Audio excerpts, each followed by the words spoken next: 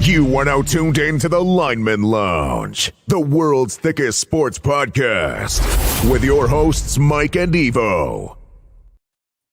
Come on, bitches. This is the Lineman Lounge for the last fucking time. I am Mike. That is Evo, and we are back with the final mock draft. A massive mock draft. We have got a ton of people backstage that I cannot wait to bring out. But before we do that, I would be remiss without saying, Evo, appreciate you, big dog, everything that's happened over the last couple years and all the things that we are still doing. And I appreciate you, man. It's been a hell of a ride. We're just getting started, man. About to raw dog the shit out of some stuff. Yeah, man. It's awesome. Onwards and upwards with the show. Lineman Lounge is going away, and this is probably one of the best ways that we get to kind of send this show off, with some graces by having an awesome time, keeping it raw with all of our boys, doing a large-scale mock draft today, day before the 2025 NFL draft in Green Bay. Gross. But super stoked to get into this, super stoked to go over our picks, our thoughts, and all these players, because it's an exciting time for the NFL and really, for our show here. Yeah, very, very exciting. I don't want to take too long because we're a few minutes late. Love you, Mac, backstage. Thanks for being here. Plus, an hour and a half can be a long time. So, my man, are we ready to welcome these gentlemen in? Because we got a lot of people that need to introduce themselves. Some people who have been on the show before, some that have never been here. Regardless, it'll be their last time on the Lineman Lounge. Let's get these guys in. And it looks like Mac had a miracle and now has his camera up as well. So, Guys, hello, welcome. We're going to start. Okay, X, I know you know how to do this. We're going to basically do like by the numbers. So top left corner, like you read a book, guys, introduce yourself. So, Mo, we're starting with you. Mo from OTC, we back again. We back again on the mock draft. We was here last year. We had fun, so we just back again. Appreciate you, Mo. Appreciate you being here as always, man. Yeah, yes, sir. Yes, sir. Yes, sir. The one and only real Xavier P, the controversial one, here to close out the Lineman Lounge. Autograph Watson jersey. Nice. Yes. We're gonna piss some people off tonight. Hell that's yeah. All right. That's what our show's all about. It's pissing people off. Casey Kenneman, OBR is the label that pays. You can catch me on the Barking Browns and All Eyes on Cleveland. Thanks, Casey. Very nice. I appreciate you, man. Casey, good being here. Yo, what's up, man? It's your boy JL El Capitan, representing OTC, man. Happy to be back here, man. I am the man that successfully picked CJ Stroud at number 2 on the last mock draft for the Houston Texans. Just a little reminder. Kind of sad day, bittersweet to seeing the Lineman Lounge close out, but no better way than to close it out with the OTC boys. You hear me? Absolutely, man. Very nice. I appreciate you guys. All right, which way are we going now? So it was supposed to be Mac. Okay, all right, yeah. Sorry. So this is Mac the Buffalo, writer for Dog Pound Daily, but you can catch me on any social under the same name. Appreciate you, Mac. Right. Hey, first time here, man. I'm excited to talk to you. I like what you put out on socials for the most part, and everybody misses sometimes, us for sure. But I'm glad to have you here, man. Absolutely, Yeah, fun to be here. Did I skip Mac? Yeah, you're good, man. Don't worry about it. Hell yeah, we taking over. Hey, it's gonna be a shit show regardless. So I love it. All right, I'm Andy, and you can catch me on the Dog Chug. Unfortunately, we are not going anywhere. Roger and Ed, we're like the most obnoxious podcast in Cleveland. It's fun as hell, though. So cheers. Cheers. Hey, cheers to you. Let's see those guns. You're going sleeveless for the show there. You gotta. Obviously. Sorry to emasculate you all. Yeah. I will sit when I pee later. What's going on, everybody? I'm Fatty from Legal Ham to the Face and Network 216. Let's have some fun tonight. Let's cause some chaos. Hell yeah. Guys, that is kind of what our show thrives off. It's a little bit of chaos. You've interacted with us on social media. If you're new to this, if you are just seeing us for the first time because you're here supporting one of your guys, thank you. We say a lot of shit. Time we believe it. You may not like it, but that's okay. We're going to have an absolutely great time. We can have arguments. We can have yelling match as long as it all stays respectful. If I think a pick sucks, I'm going to tell you. Gentlemen, if you think my pick sucks, I expect you to tell me. And anybody tuning in right now, please comment in the comments. I know you're going to disagree with some of the shit that people are saying in here. I'm almost certainly going to be one of them, especially when we start talking about quarterbacks. So, without further ado, Evo, my man, are we ready to kind of start diving into the show? Yeah, absolutely. Let's go ahead. We're gonna pull up the old PFF mock draft simulator here.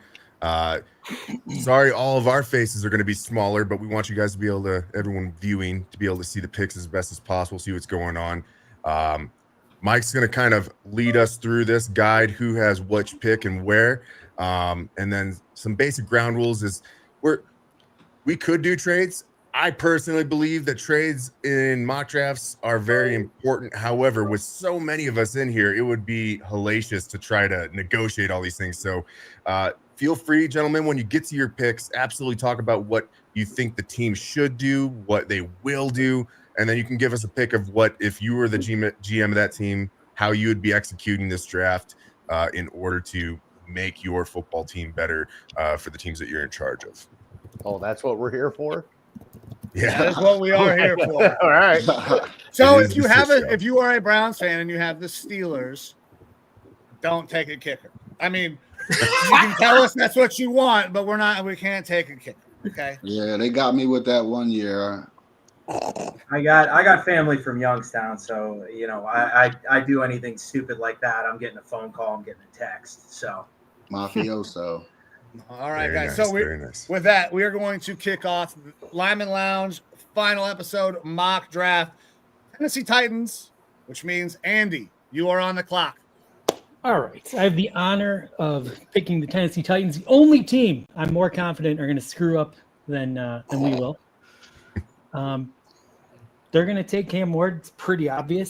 That's what they should do. But they're going to ruin another quarterback, and I'm here for it. I'm ready. Sheesh. Cam All right, Ward with so- the pick. I think I agree with that. Andy, I want to ask you though. So, do you believe that it's the coaching staff that's down there that's going to mess up Cam, or do you think it's what is it, ownership group? What's going to be the problem? Why they can't get this figured from top to out? bottom, that organization is a true dumpster fire. Like what we think the Browns are, they actually are, in my opinion. So they're just gonna fuck it all up. All righty. I'm okay. I mean, I think they're taking Cam Ward. Somebody else, Mac. Let me get you in here. Mac, chime in. Oh, in terms of Cam Ward, I mean, it's it's a combination of the highest floor and the highest ceiling of all the guys. The superior athleticism, is there. He's got arguably probably the best arm of this QB draft class. He was absolutely electric, great leader. Everybody down at Miami raves about this guy on how his attitude is, first one in, last one out. And really kind of his story. He's been at 3 schools now, Incarnate Word, all the way to Washington State, tried to go into the draft. His agent said, hey, it's not looking good. Go back for another year. So he goes to quarterback finishing school at Miami and absolutely lights it up. It's kind of unfair for Cam Ward and how his season went because if he wasn't playing the same year as Ashton Genty and Travis Hunter, there was a big argument on why he should be a Heisman winner. So, it's a home run here, but as Andy pointed out, the Tennessee Titans aren't exactly the greatest organization to go to. There's not really a lot around them. They don't have, an RB1. They really don't have a lot of talent wide receiver either. So, it's going to be a team built by Cam Ward and his efforts. So, great pick, but kind of nervous on how it's going to end out. X, let me get you in here real quick, man. What do you think, Cam Ward? Is he highest ceiling guy as well? Because I know you're a Shedeur fan, kind of like I am. I'm really a Cam or Shedeur at Tune. That was our thing. I just think that his arm angles and athleticism is what sets him apart from Shedeur. Everything else I think is on par with each other. But if the Titans pass on him, the Browns will run up to the stage, maybe moonwalk, 100%. Backflip, take their shirt off, maybe do a little nipple rub, and they are going to turn that card in, and they're going to take Cam Ward. Yeah, I think he's a guy that's got like the ceiling of a Cam Newton. I wish he would have came out last year, so the Browns could have got his ass. Yeah, that definitely would have been our 3rd round pick for sure. Could have been. Hopefully, we're not. Casey, what do you got here, man? I know you're a Cam guy as well, right? Big on Cam. Yeah, man, he's a fucking dog. I mean, the mentality he keeps. I don't think he's going to fail because I don't think he'll allow it. He's a psycho competitor. He's going to walk into the league with a top 10 arm, and he's unflappable, man. He gets through all of his reads. He evades with very little movement, real natural in the pocket. Every arm angle, every platform, you know what I mean? And it's his mentality. If you guys saw that clip of him and Shedeur when they were throwing very early in this draft cycle, like he competes at everything. You got to be mentally unwell to be a high level competitor, and you can see it in him. Like that dude's gonna have trouble when he leaves competitive football. See, I think he's gonna be like he is that type of competitor. It's that team. We saw Andrew Luck get destroyed in his career end early because there was a bad team around him. I fear if arguably the Titans don't do a good job. Cam Newton. Yeah, very much so. Cam Newton was more usage though. They ran that dude. I mean, I get it, and that should be a warning to any running quarterback. If that dude can't make it in the league that long doing that, nobody can. And his frame was crazy because he was like 6'5" doing that. Like, he's not Cam and Ward is not 6'5". No.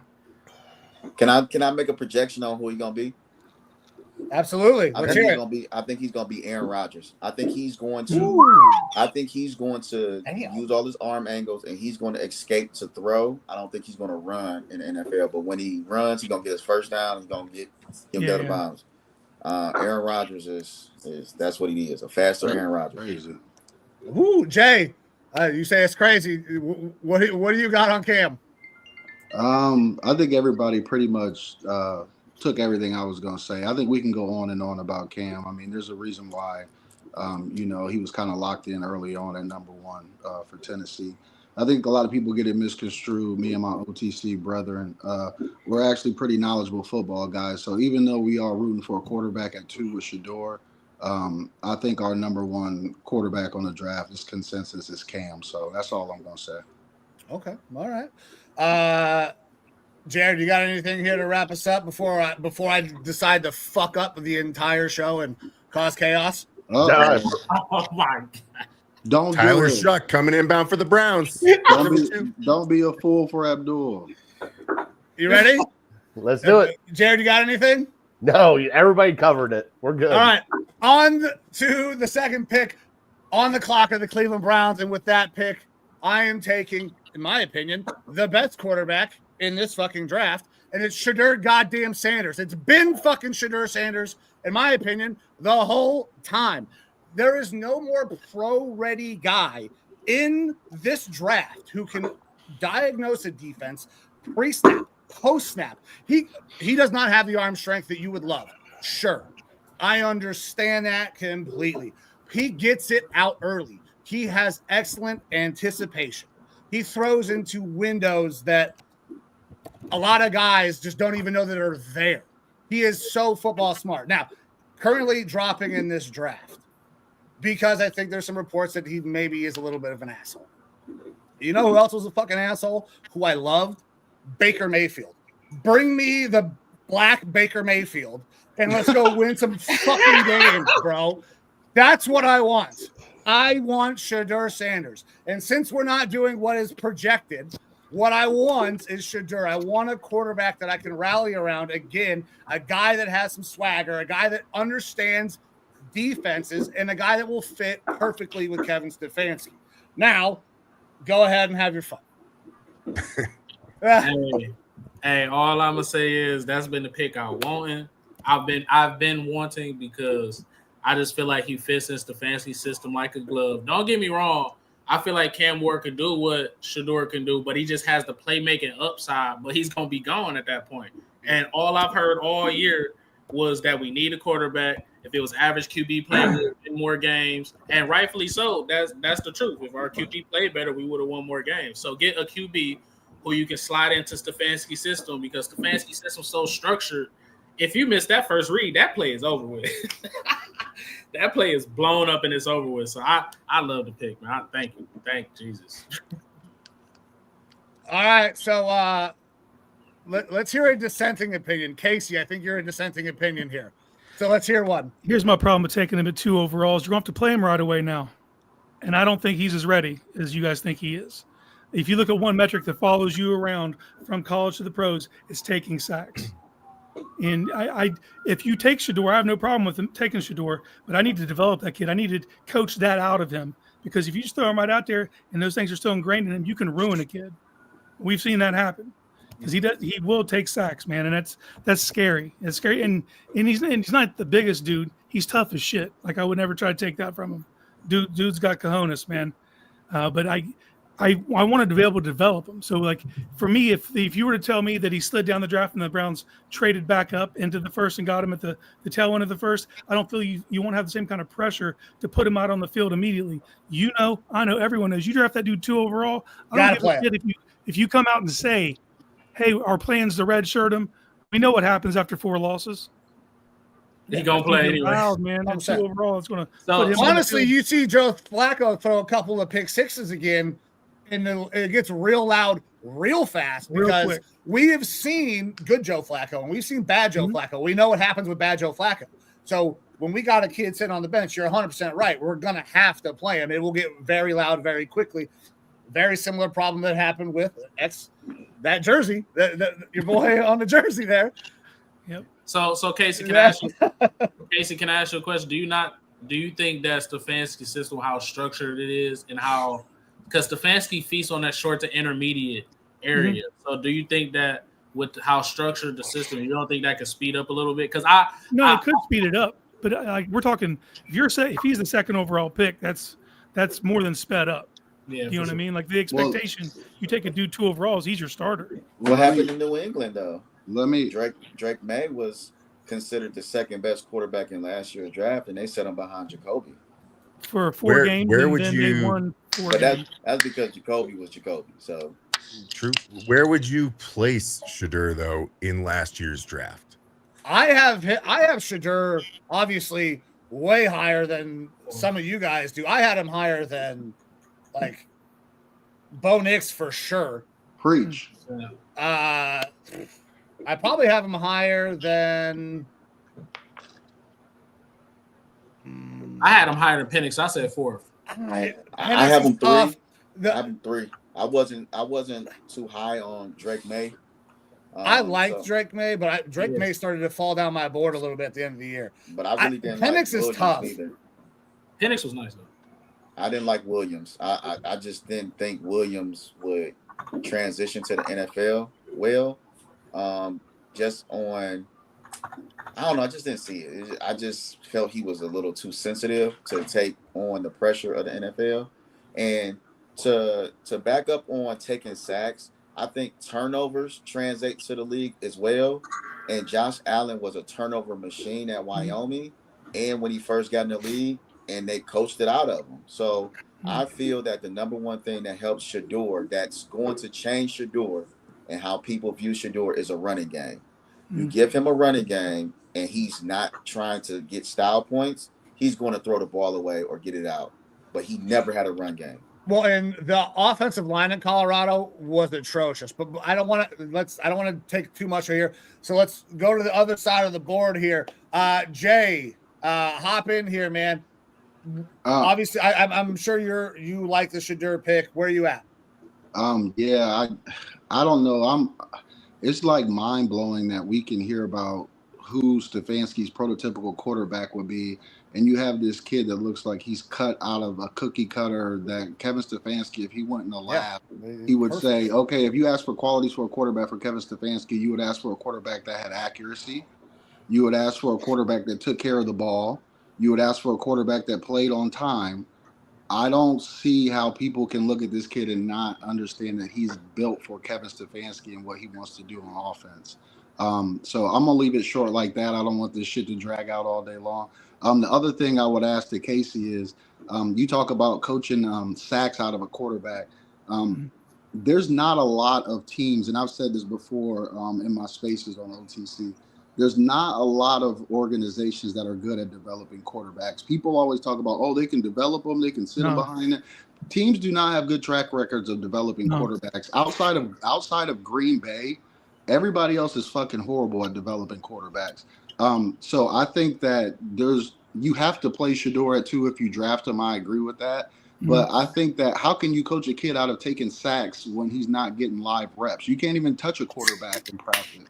So I think throwing him in the fire, and you do have to coach that out of him a little bit, but I agree with X. I think the run game would not make him press and feel like he has to carry the team on his shoulders and extend those plays as much.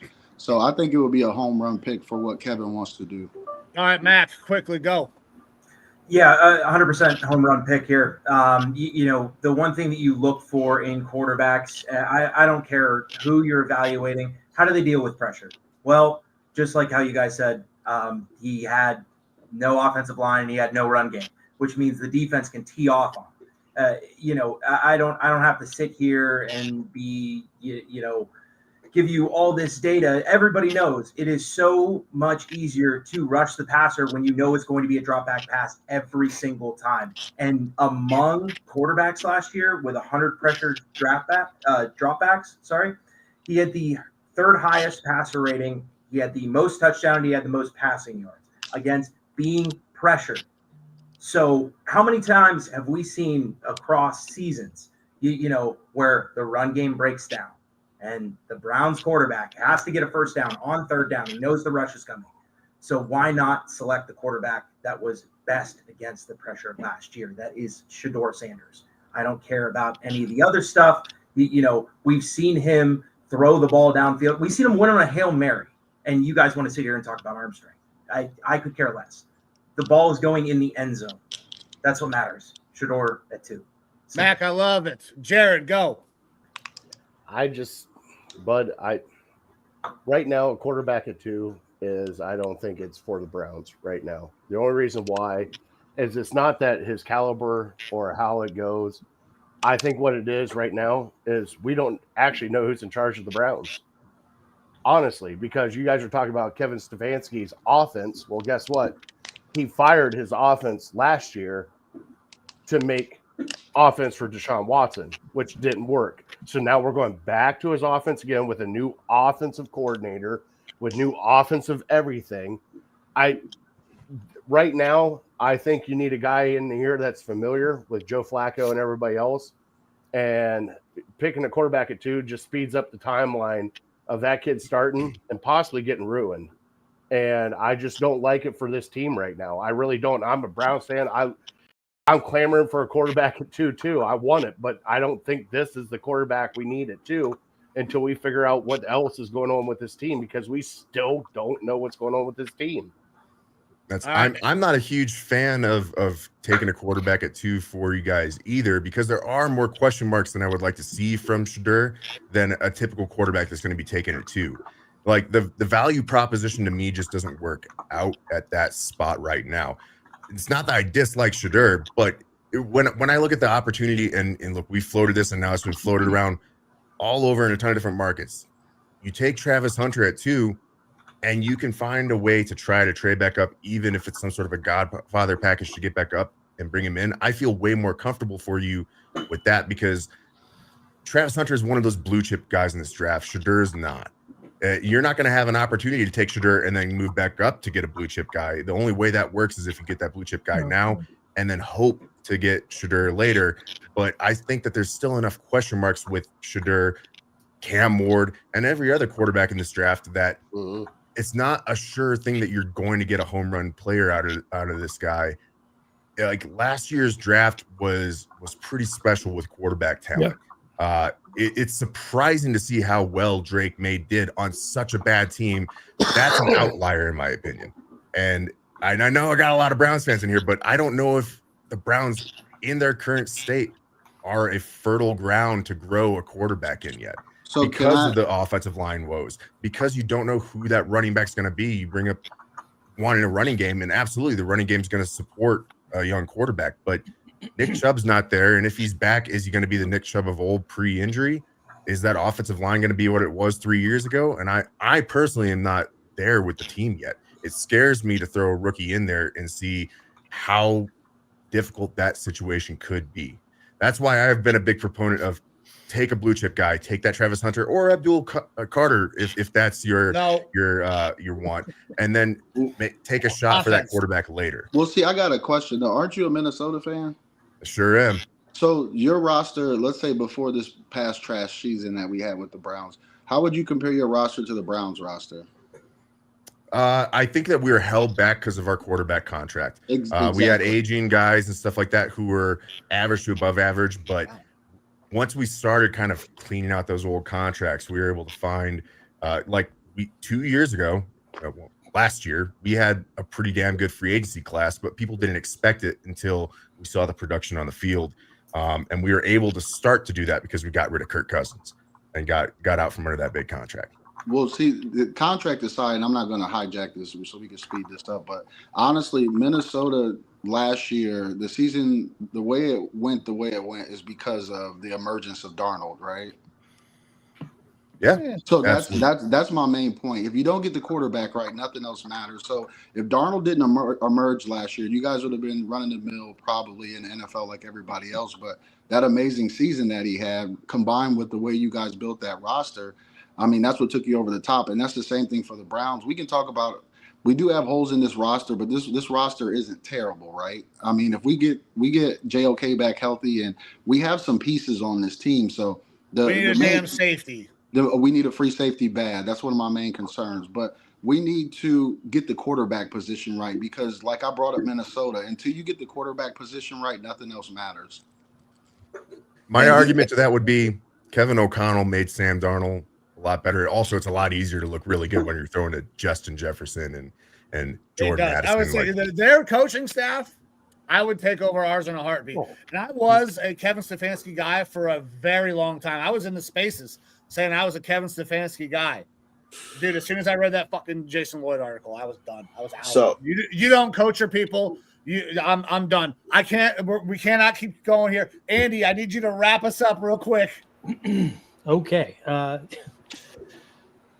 Let's see. I love Baker, so I mean Sanders would be awesome because they have a lot of similar qualities. So I have that going for him, and he could get us out of this hole immediately because I think he could start pretty early. I think that's realistic. So those are good things, but in my heart of hearts, I kind of agree with what we've been talking about. I don't think he's an AFC North quarterback, and I just think it's going to be another disaster. There's too much pressure. That's the problem. Quarterback to come in his rookie year and just take us out of here the way that Daniels did with Washington. I just don't see with the 20 years we've sucked that's going to happen.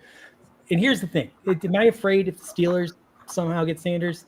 Oh my God, dude! I'm gonna lose my mind if it happens because he's gonna kill us. Can I just push back on one point? I hate hearing this because it drives me crazy. What about Shedeur Sanders? Is he not an AFC North quarterback? Well, I think he's a little on the undersized.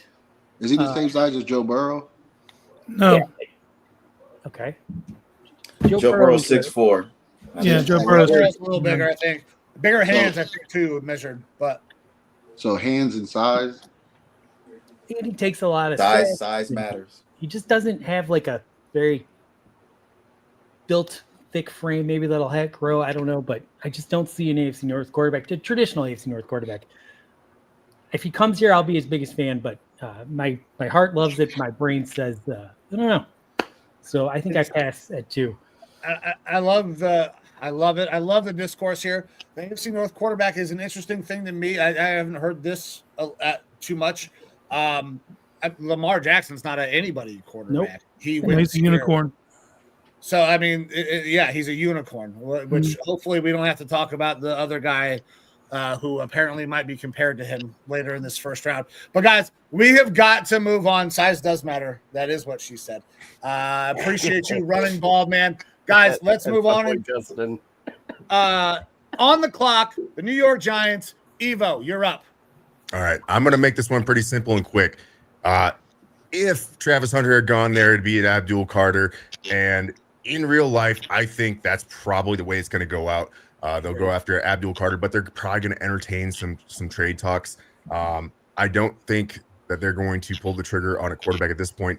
If you listen to a lot of reports, apparently in the past 48, 72 hours, Giants and Dable are really high on Jackson Dart, and I would expect them to shoot for Dart and have a Darty party either later in the first round by moving back up or trying to take him early in the second round if they can get him, though that 5th-year contract on a first-round pick is probably a nice thing they're going to look for. But with Travis Hunter sitting here, they do have Kayvon Thibodeau there. He would be the odd guy out if you took Abdul Carter and would probably be part of that trade package to move back in to get a Jackson Dart at some point. But with Travis Hunter here, I'm going to go with Travis Hunter. The thought of having Travis Hunter and Malik Neighbors out there at wide receiver, and then for them to still attempt to get a Jackson Dart later in the draft, I'm both high and low on Jackson Dart. I think he's got a high ceiling, but a really low floor. If there's one type of coach that could work with him, someone who did the same sort of stuff with Josh Allen, it would be Dable. So I'm going to go with Travis Hunter here. That's the pick for the Giants. 3. All right, so we're going to do this pretty quick. Andy, hop in here. I mean, it's a slam dunk. If we pass on Travis Hunter, they're going to take. Mo, what do you got? Anything else? I mean, honestly, that's the way it seems, right? If we pass on Travis, they're good. We're probably not going to do. Let's be honest. I'm doing Shedeur because it's good content and that's what I want. Mm-hmm. But Travis Hunter makes 100% sense, right? Yeah, you pair him up with Neighbors, and then I mean you got Russell Wilson there who he had a decent season. It's just he's not your guy for the future. You feel me? So and then you can see how that work out. And if they're a dynamic duo on the field together, and they figure out how to use them on the cornerback side or a nickel, then you go get your QB. I mean, watch out because Neighbors already came onto the scene and had a crazy year. Him and B2K. So. He's insane. Does anybody have any earth-shattering analysis about Travis Hunter going 3 if the Browns pass. I So- feel this is where go I ahead. think the New England Patriots will call the Cleveland Browns to jump the Giants, and they would either give us a future first in the 4th, or maybe we might take their second round pick just to flop spaces. But if we think he's a earth shattering blue chip prospect, then we might get a first and maybe a second, and then we will team Hunter with Vrabel in New England, and they will be picking second, and they will take Hunter, especially with our relationship with Vrabel. That might be a call that's made. Say, hey, do you want Hunter? And especially if they want Sanders, I think that would be the first trade of the draft. But You'd feel a little bit better value proposition wise taking Sanders at 4 possibly than 2, because you're getting Sanders plus extra picks, potential first round picks in this sort of situation. Matt, you look like you had something there. Go ahead. Yeah, and I'm gonna throw everybody for a loop here. I already know I'm gonna get shit for this. Hell yeah, Especially do it. everything that Do I've been it. saying for the past couple of weeks. They're going to pick Abdul Carter, and it's really the best fit for Abdul Carter. Abdul Carter makes sense here, and they're absolutely enamored with him. They think that he is the next Lawrence Taylor. They do not want to pay Kayvon Thibodeau. They do not. They are trying to avoid it at all costs. Number one, the defensive end market right now is crazy, thanks to Myles Garrett. Number two, I mean, having a 3-4 defense changes the conversation for me personally for Abdul Carter, because he really is an outside linebacker. He does not have to play inside of offensive tackles, meaning that it's a foot race upfield. And Abdul Carter will win that 9 times out of 10. Especially playing with Brian Burns, playing with, Dexter Lawrence. They shored up the quarterback room, and it is very deep in this draft at wide receiver. So Brian Daboll is kind of looking at him, and he goes, okay, there's 2 blue chip players in this draft. There's Abdul Carter, there's Travis Hunter. And our defense really makes sense to maximize Abdul Carter. So it doesn't matter whether Travis Hunter is on the board or not. They're taking Abdul Carter. Everybody knows that they're taking Abdul Carter, and it's going to be a quick pick. I do not imagine more than 15 seconds elapsing tomorrow before they announce it. All right. But you know, the NFL's got to milk it out. Yeah, well, yeah, that is, they will find a way to slide in at least 12 commercials. But you bring up a really good point. You talk about the edges that they would have with Abdul Carter, the speed off the edges with the push that they can get up through the middle. That defense is incredibly, incredibly dangerous. And then you pair that with a veteran quarterback, maybe you guys can win a lot of games, because all he has to do is take care of the ball. You can get after the quarterback. So the idea of building this defense, the only way the Giants, for most of our memories, have ever won anything of importance is by having a dominant pass rush. They're probably trying to recreate that right now. So, guys, anybody got anything else before we move on to pick 4, X? Let's get this thing rocking, man. Who picked? All right, let's do it. X, let's do it, bro.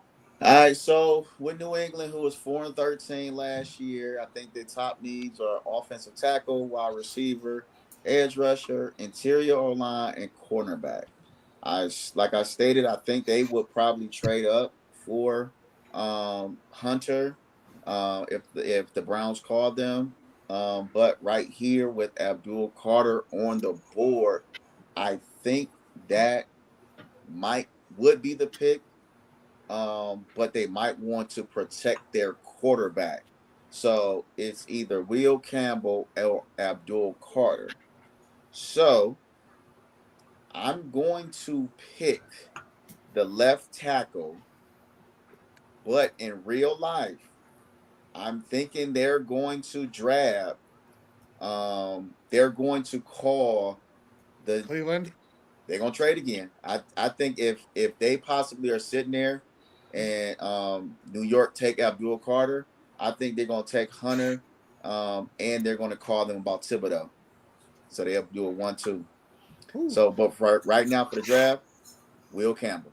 Will Campbell. All right, Casey, let me get you in here, bro. What do you got on this? It's Mike Vrabel. He's going to build this thing from the trenches outward. He's going to try to set it. He wants to be physical first and foremost. Campbell does that. I'm not even sold that Campbell's a long-term tackle. I think he can play tackle. I think he's best suited at guard, but he's talented enough that he could be a plug and play wherever you need him. And he's a tone setter. So I think Vrabel would be into that. He'd be into Abdul Carter much in the same way. They want to be nasty in the trenches. So if the board fell this way, in real life, I think Campbell's probably the most realistic option as well, just because of his versatility.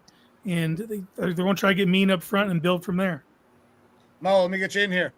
Oh, one more thing. I mixed. My mind was going. A surprise would maybe Genty.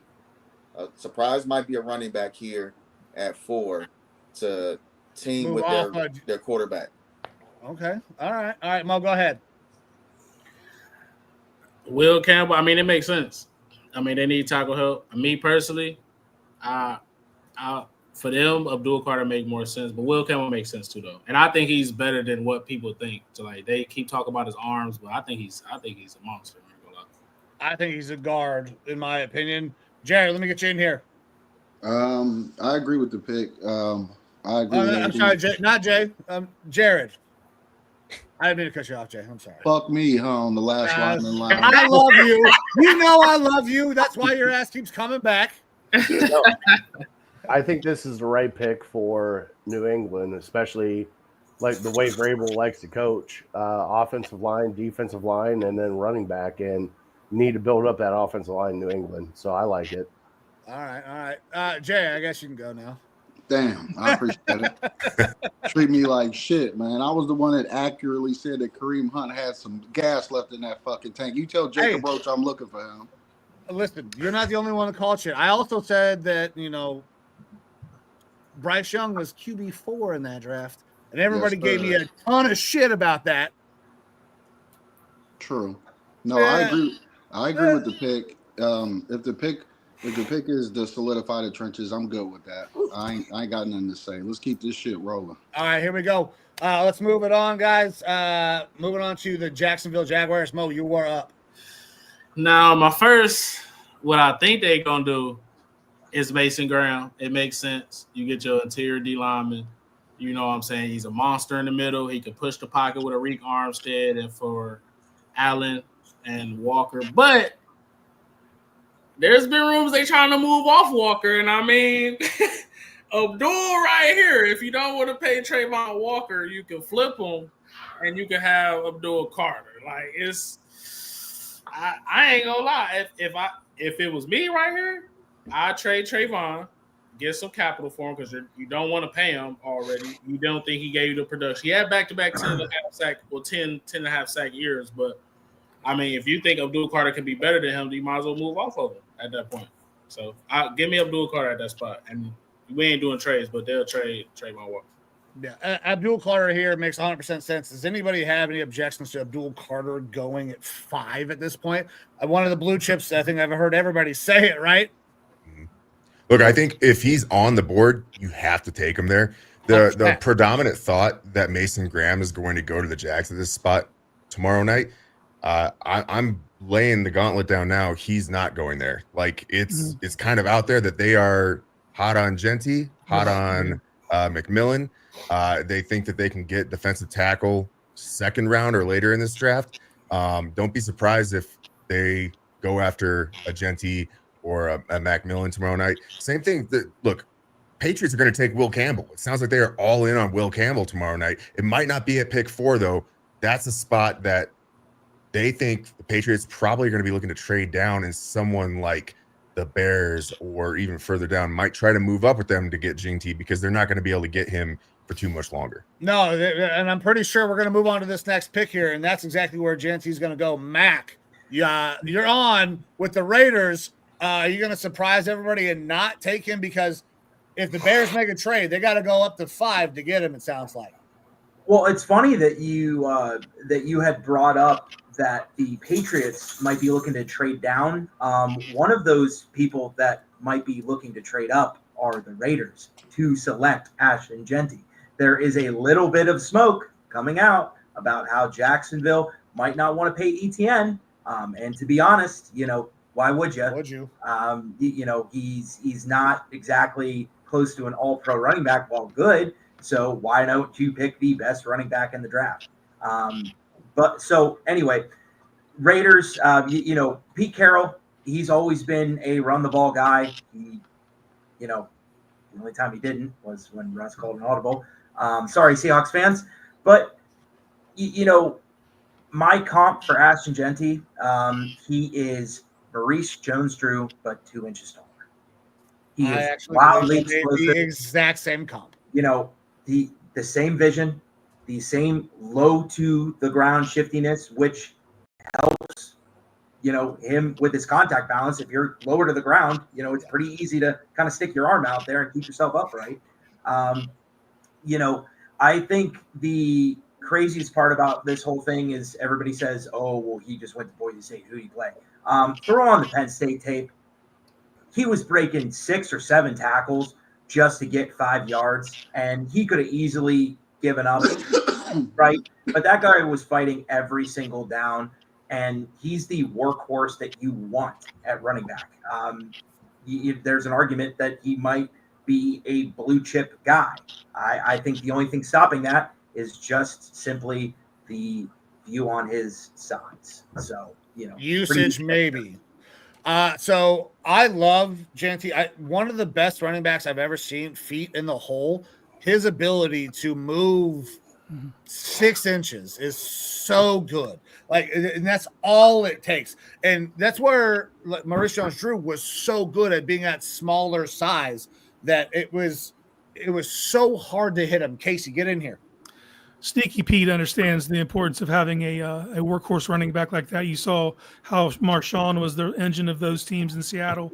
I think that if you get this, you get that from the day one, because Pete Carroll was trying to trade for Marshawn Lynch 2 years before they got him. He understands the importance of that. So just to fast forward this a little bit, he ain't got much time in the league, you know that. So to get Genty from day one, I think that'd be a good fit for them. It seems like the perfect match made in heaven. I'm throwing it out there right now. If Genty's on the table at pick 6 tomorrow night, they're going to take Armand Membu. Just calling it now. I feel like it would be the perfect pick for him. I think that they're going to pass on it, which is weird because Pete Carroll's old. He doesn't have much time coaching left, even though it's his first year there. You think that he would want some impact players like that right away. However, my guts tell me that if Genty is still there, they're actually going to go Membu. And it might not even be an option because Genty could be going higher than this via those trade-up scenarios. Evo, I'd throw the name Calvin Banks Jr. in there as well. Very true. Very true. Those are the two it comes down to for tackle. All right, Casey, well, let's keep it with you because you're next on the clock. You're picking for the Jets. Well, we just said the man's name. So I look at this Jets team, and obviously Aaron Glenn comes in, defensive-minded coach. You might think they want to bolster that side of the ball. But the way this board's falling into scarcity, I can get a defensive lineman later. I want to get a premier tackle. I'm getting Armand Membu. He's a natural right tackle of Missouri. Pairing him with Olu Fashanu, I'm bookending my offensive line right here, right now. I love this pick. I think he is the best lineman in this draft. His technique is fucking flawless. Now, I do have a question for you. Do you see him as a tackle or do you see him better as a guard?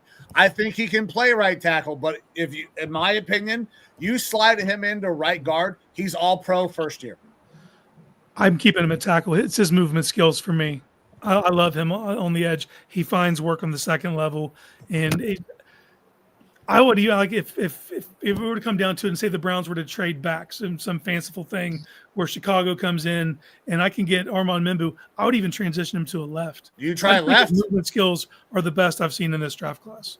Oh well, his technique is flawless. His kick is perfect. It's one of the best that I've seen probably since Joe Thomas. His vertical set is amazing. I love this kid. The size and with all the things that happened that came out at the combine, who knows how fucking big everybody is, what their arm lengths are at this point. I think he's an exceptional, all pro guard, probably can play right tackle, can play right tackle. Left would be a little bit of a stretch for me. somebody else hop in here.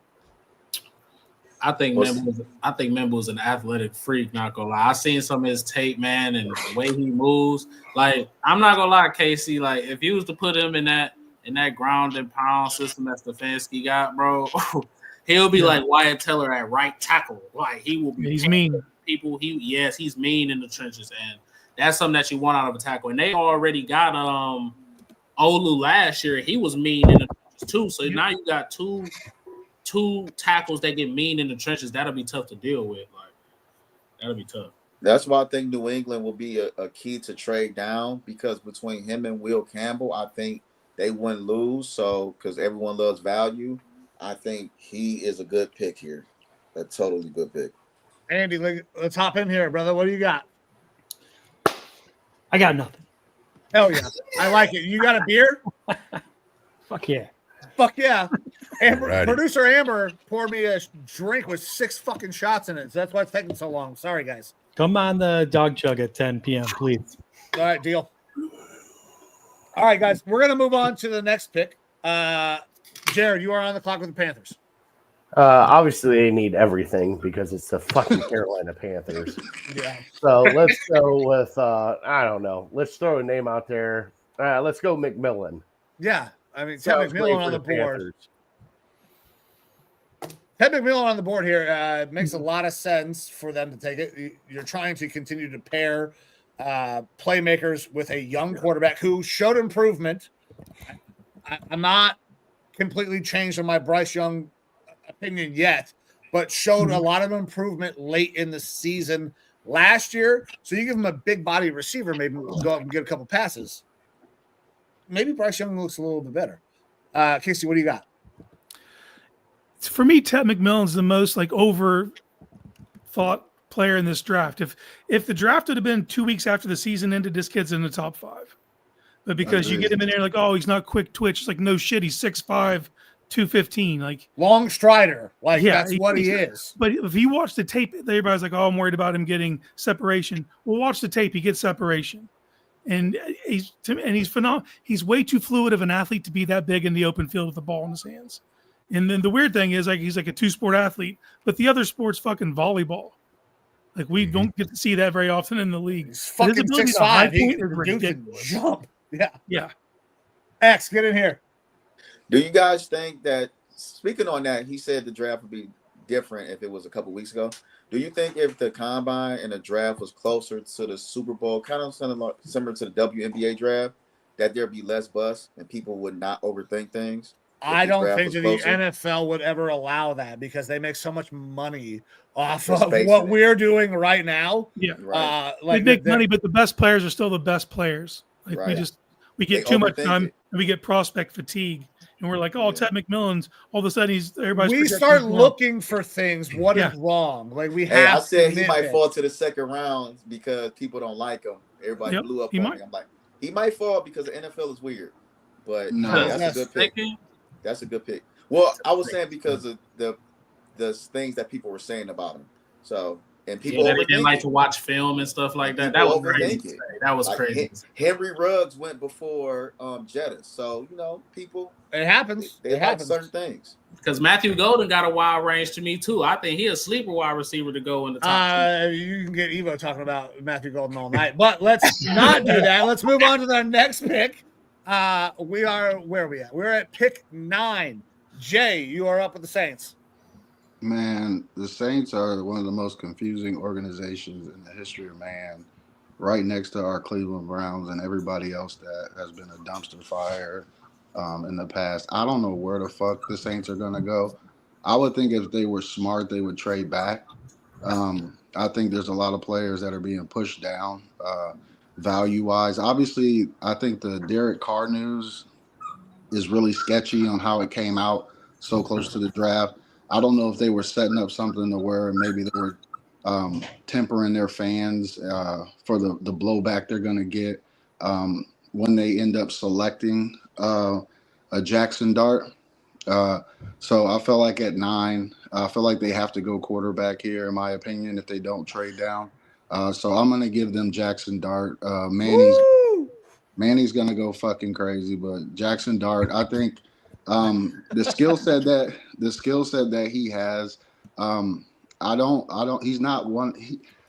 He's hard to evaluate for me because I heard a lot of stuff about him during the season, and I went out and made a plan to watch him play. And every time I turned him on, it was against quality competition in Kentucky. Kentucky plays tough. And then I seen him against Florida, and he just has these like meltdowns in the clutch. I mean, I think he can rip it. I think he's athletic. He has a lot of stuff you look for in a quarterback. But he, I just feel like in big spots he kind of melts down. But I think that the coach there, what's the kid's name? Kellen Moore. Yeah, Kellen Moore. I think he's a good up and coming NFL mind. I think he showed that in Philly. He showed that in Dallas. So I think he'll get a hold of Jackson Dart and give it his best effort. So I'm going to go with Jackson Dart for the Saints. Okay, so I'm not a Jackson Dart guy. I do not like this pick. Not because I just don't like Jackson Dart. Do I think the Saints need to do something crazy because of what's happening with their quarterback room? Yeah, for sure. But I'm not a Jackson Dart guy. I got him as quarterback 4, and definitely not a first round pick. So I don't love this, but it makes sense in the context of what's happening. But with Mason Graham on the board, God, it's so hard to pass that up. Evo, what do you got? Hey, look, I've been a proponent of Jackson Dart. I do think this is probably too high for him. But if the Saints were to be in this position, they absolutely could try to trade down, take him a little bit later where it feels a little bit better. I still kind of think that I've heard that the Saints like Dart, that Kellen Moore likes Dart, but they wouldn't go swinging big this early on in the draft. I still kind of think that I put this to you, gentlemen. I know I put it out on one of our last shows with the Lineman Lounge, but do you all know who the last first-round quarterback was that was taken by the Saints? Archie Manning. 19. There you go. I think they're going to be looking for him next year to possibly come full circle, and taking Dart in the first round this year would pretty much put the brakes on that if they have an opportunity to go after him next year, assuming that he comes out in the draft. I think Dart's like one of the lower floor quarterbacks in this draft, but really high ceiling if he has a good developmental guy. We haven't really seen if Kellen Moore can develop guys that well. I believe it was brought up earlier by Jay. You don't see too many teams out there developing quarterbacks. No, and so the odds probability of that happening is lower. A guy like a Mason Graham here hitting is probably higher. But look, if you feel like the guy is your guy, you might as well take him and not give a shit where you take him, because if you're able to hit on him, no one's going to say, oh, it was a bad value pick 2 or 3 years from now. They're going to say, holy shit, the Saints have Jackson Dart, and he's an awesome quarterback if it works out. Otherwise, we're all going to clown the Saints. Yeah. Mac, I see you with your hand up. Mac, I see you. Go ahead. Yeah, this is a very questionable pick, not just because it's a quarterback, but it's because it's Jackson Dart. Now, you know, in terms of if you never took his offense into account, like if you just watched highlights of this guy, you would think, oh, wow, amazing talent. And, you know, he is. He's got an above average arm. You know, he's got the big size. He is an athlete. He can run. The only problem is that he comes from a Lane Kiffin offense. You know, 49% of all of his dropbacks were straight dropbacks. You know, no play action, no RPO. So you have to teach this kid, you know, 2-3 read progressions, and that doesn't happen overnight. You cannot start this guy week 1. Right now, Derek Carr has a shoulder injury. So more than likely what's going to happen is that they're going to build around the roster. Like Evo said, more than likely look to quarterback next year, and they're going to take one lower with a higher floor. Maybe a Shuck, maybe a Will Howard. My pick right here, if I'm the Saints GM, I want to take Mike Green. Number one, I do not, you know, I don't have a lot of faith in Marcus Davenport to stay healthy. Number two, Cam Jordan's not going to be around forever. Why not pair him with a Mike Green, you know, an aggressive edge that can run through, I would say, 95% of NFL offensive tackles. I mean, the guy is, everybody says that Abdul Carter, you know, is the next Micah Parsons. I think that's Mike Green. That guy is explosive off the ball. So that would be my pick there. Again, I don't hate the pick of quarterback. You know, they do need to address that. But my problem is that Jackson Dart is not going to be ready until 2026. So I don't think that they would waste a pick there, especially with a great quarterback class next year. I do want to add a caveat saying that my initial thing would be for them to trade back because I'm getting destroyed on this pick. It's okay. Listen, it happens to all of us. X, what you got? Isn't the QB coach Nussmeier's dad? Yep. So Yep. I think they'll have a 2-year plan. I think they're going to start, what's his name, Rattler, the fake Mahomes, the old fake Mahomes. They're going to start Rattler, and they're just going to tank it the hell out, and they're hoping for Manning, but they'll settle for Nussmeier, or they might tank it 2 years out and go all in for Manning. But I just think Nussmeier might be their goal next year. So I don't think they would. I don't think they would take a quarterback here. I think they will probably trade down. Casey, what you got? You got something on your mind, brother? No, I mean, I'm a renowned Dart hater. And physically, I get it. Physically, he has the tools. He's fast enough. He's big enough. He has a strong enough arm. He's got cojones mas grandes. He'll stare down a blitz and deliver. But it's between the years. And part of it, I don't want to blame him just because the offense that he came from. Because Lane Kiffin will hold your hand. It's all predetermined throws, half-field reads. He's not getting to a backside dig. It's just not happening. But when Lane was unable to hold his hand, like you said, I would see the meltdown. And he wasn't able to process. And so much of this game is between your ears, especially like they do not develop quarterbacks in college. It's not their job. Lane Kiffin's trying to keep his job. They're trying to win. Do you know what I mean? So yeah. I get it, but shut the fuck up and throw it where I tell you to. 21-year-old kid. There's a bet on the line tomorrow night. If Jackson Dart gets picked in the first round, I have to eat spam on air. So get ready then. I think you're eating spam. Somebody's going to be stupid enough to go up there and get them. Mo, what do you got? And then I'm coming to you, Andy. I mean, I ain't gonna lie. People say it don't make sense, but Rattler looked terrible. He was awful. Like, and they literally don't have anybody to get Olave the ball. So I mean, like, if you sit there, who's their OC? Isn't it Kubiak, right? It was Kubiak. I don't know. Kubiak's in Seattle now. Yeah. Isn't Kellen gonna take over? Kellen gonna let somebody else? Oh, Kellen Moore, right? I think. Wait, is it Kellen Moore? Yeah, he's the head coach now, so it's gonna be his. So he's gonna be. I mean, he implemented a good RPO system over there in Philly as an OC. So I mean, he can help him. Maybe he can help him translate. But I mean, they had so much firepower on offense, with the offensive line being disgusting, to having Saquon Barkley, who we ain't even got to say his name. So like, it's just a whole different. It's a different aspect. But I mean, they got Kamara. And you know what? Respect to Kamara, but he's not fucking Saquon Barkley. Yeah, he's not Saquon. He's not Saquon. I think Jackson Dart. I like Jackson Dart, but I do agree with Casey. Like, it's between the ears, and I've been saying that his learning curve is going to be way steeper because of that offense that he was in my opinion. You know what I'm saying? Like, I think that it's going to be steeper than a Sanders. Then I even feel like kind of like even a Howard, like he was in a more pro style offense than Jackson Dart was. Like, so. Andy, coming to you, brother. What do you got? Look, the Saints are going to be hot garbage this year, and they're going to sit Dart for most of the year. So why would you take him? Just suck anyway, and then next year you'll probably be in line to take a much better quarterback, in my opinion. So I would not say that's a good move for the Saints, but if they do it, it'll be fun to watch how terrible it. Especially at 9, a top 10 pick for Jackson Dart would be, to me, just a massive overreach. If you want Jackson Dart, you can trade back to 25, probably. Whoa, you think he going that late?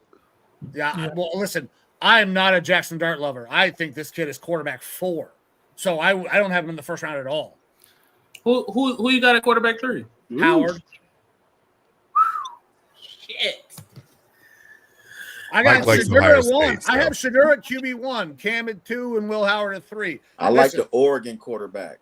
I'm telling you, Gabriel. I throw out some crazy shit every year. I fucking hated Zach Wilson. People loved him. I was like, no, he sucks.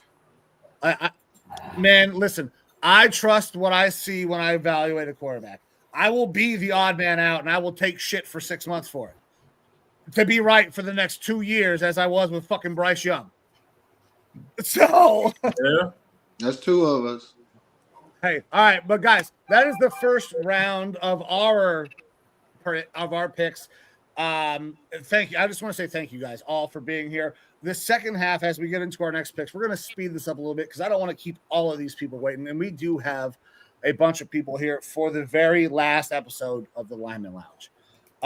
But as I told you guys before, we don't do anything small. Like we make grand gestures out of shit we don't need to. So the Lineman Lounge is absolutely going away. But you will definitely hear my and Evo's dumbasses talking about sports all of the time. The No Sleeves Network, our larger brand that we have built together, has filed its LLC. We are approved. We are actually about to get some funding, I believe. I heard good news this week, Evo. And we wanted to kind of change everything that was happening, all the things that we were doing. So while we love the Lineman Lounge and everything that we have done here, we wanted to do something that was more on brand with what the No Sleeves Network is. So for your viewing pleasure. People always ask us how we keep our marriage fresh. We only do it raw. I raw dog at the gym. I like it raw when I study. I raw dog while I party. I like to raw dog afterwards. I raw dog. I raw dog at work. I raw dog in the library. I raw dog in the bathroom. Raw Dog Sports. You know you like it raw. So, guys, the Lineman Lounge is going away, but Raw Dog Sports will be taking over. We are rebranding as Raw Dog Sports, effective tomorrow night. We will be coming live post-draft round one with reactions. You are all invited. You are all more than welcome to join us. Thank you, Byron, for being in here, our graphic designer who created the Raw Dog logo. And Mac, I just want to give you a special shout out.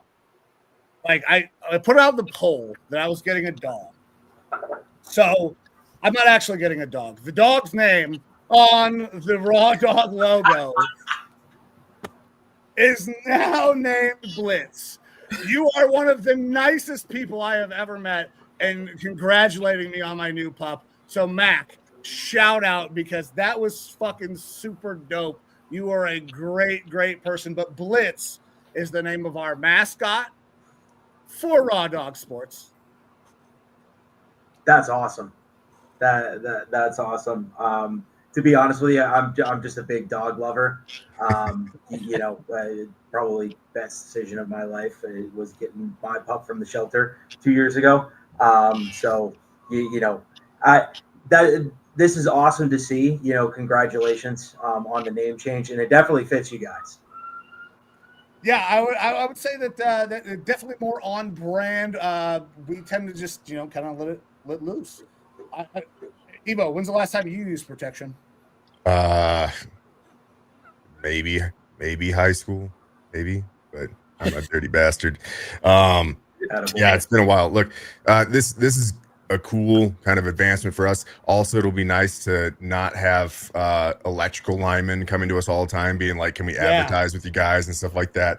But yeah, like we're looking forward to kind of advancing what we do, be a little bit more on brand, and to see how things go forward with Raw Dog Sports. I'm very excited for Raw Dog Sports. Thank you to all the people that agreed to be in that video, by the way. Super awkward to ask people, hey, do you want to come and make a dick joke about raw dogging on camera? I just want to say, man, congratulations to y'all, man. This is, I think, our third time being on here total. You know what I'm saying? So, being on the podcast, having fun, y'all deserve it, man. Y'all solid. So I'm happy for y'all. I'm gonna be tuning in still, Hey, I appreciate you. I appreciate you, Mo. Guys, with that, I thank you for being here. Thank you for helping us promote all of this shit. Let's continue to roll on in the draft. Andy, you are on the clock with the Bears. Let's go. And congrats, by the way. The Bears, I know as a Browns fan what it's like to watch an offense that feels like it's in a coma. And after their pretty good start, Chicago's offense was just abysmal to watch. That was pretty terrible. So they are going to go offense. And they're going to raw dog it because they're going to go for Tyler Warren. Versatile, can catch contested passes, yard after catch. He can block. He can do it all. I think it's a slam dunk. It'll make Caleb Williams very happy. So that's the pick. Tight end one in this draft for me. I'd be interested to see the way they work him in. But listen, he's an absolutely premier pass catcher. Probably number 3 pass catcher in this draft. You could argue 2. Casey, what do you got? Well, I filled out a first round challenge, and Warren was my pick for Chicago. I just feel like he fits what they need. And I'm not letting Cole Kmet stop me from taking a guy that I think can be a top 5 at the position. Now, tight end also has a long learning curve. Very few times do tight ends come in the league and just blow up. But except for recently, we saw Laporta and Bowers do it. Yeah. So I think and just Ben Johnson being the head coach now, I think he'll know exactly what to do with Warren. We saw what he's able to do with Laporta. So I see a path to success. All right. Andy, get in here. Oh, you already said it. Mac, I'm sorry. I had a big ass drink. Tyler Warren, easy tight end 1, best overall tight end in terms of potential, build, receiving ability. I think he can do a little bit better. Blocking. I think his overall footwork, route running, and blocking could be a little bit better, but it's definitely good enough to start. I would say at least on 2015 in the NFL. Hell of a weapon, and he's a guy that you can split out wide. So he's one of those wide receiver kind of tight ends. And what better for a quarterback that's still growing in this league, Caleb Williams, than his security blanket? That's what he doesn't have yet. Keenan Allen, great, but aging. Romeo Dunze has not come along yet. DJ Moore is wildly frustrated. And while Cole Kmet's great, he's just not a top 10 tight end, and you get possibly a top 10 tight end with the 10th pick in the draft. All right. Gentlemen, we are going to go ahead and move on because, I took a long ass time at the beginning of the show. So I'm going to move on to the 49ers. I am up, and this is super easy. It's Mason Graham. If he's on the board at 11, I'm taking Mason Graham. I'm the 49ers. I love defensive linemen. I can figure out how to swap them for, multiple picks, make them exceptional. Mason Graham's on the board. I'm the 49ers. I'm taking him. There's no way I can't. Yeah, I think that they want to build from the trenches out. With Robert Saleh going back there, he wants to build defense, trenches out. I think Walter Nolan is a real possibility for them there at that spot because most times Mason Graham isn't available at pick 11, but you're going to go with Graham over Nolan, not just because he's probably a better prospect, but Nolan has some of those character concerns. There's been reports about him walking out of practices and stuff like that in college and being a little bit of a locker room nuisance. But Graham being here makes a lot of sense for that 49ers team. Absolutely. Jared, you got anything in here? No, Mason Graham's the pick because, if he falls that far, I would love the Browns to have him. I'm not going to lie. So he falls that far, he should go there.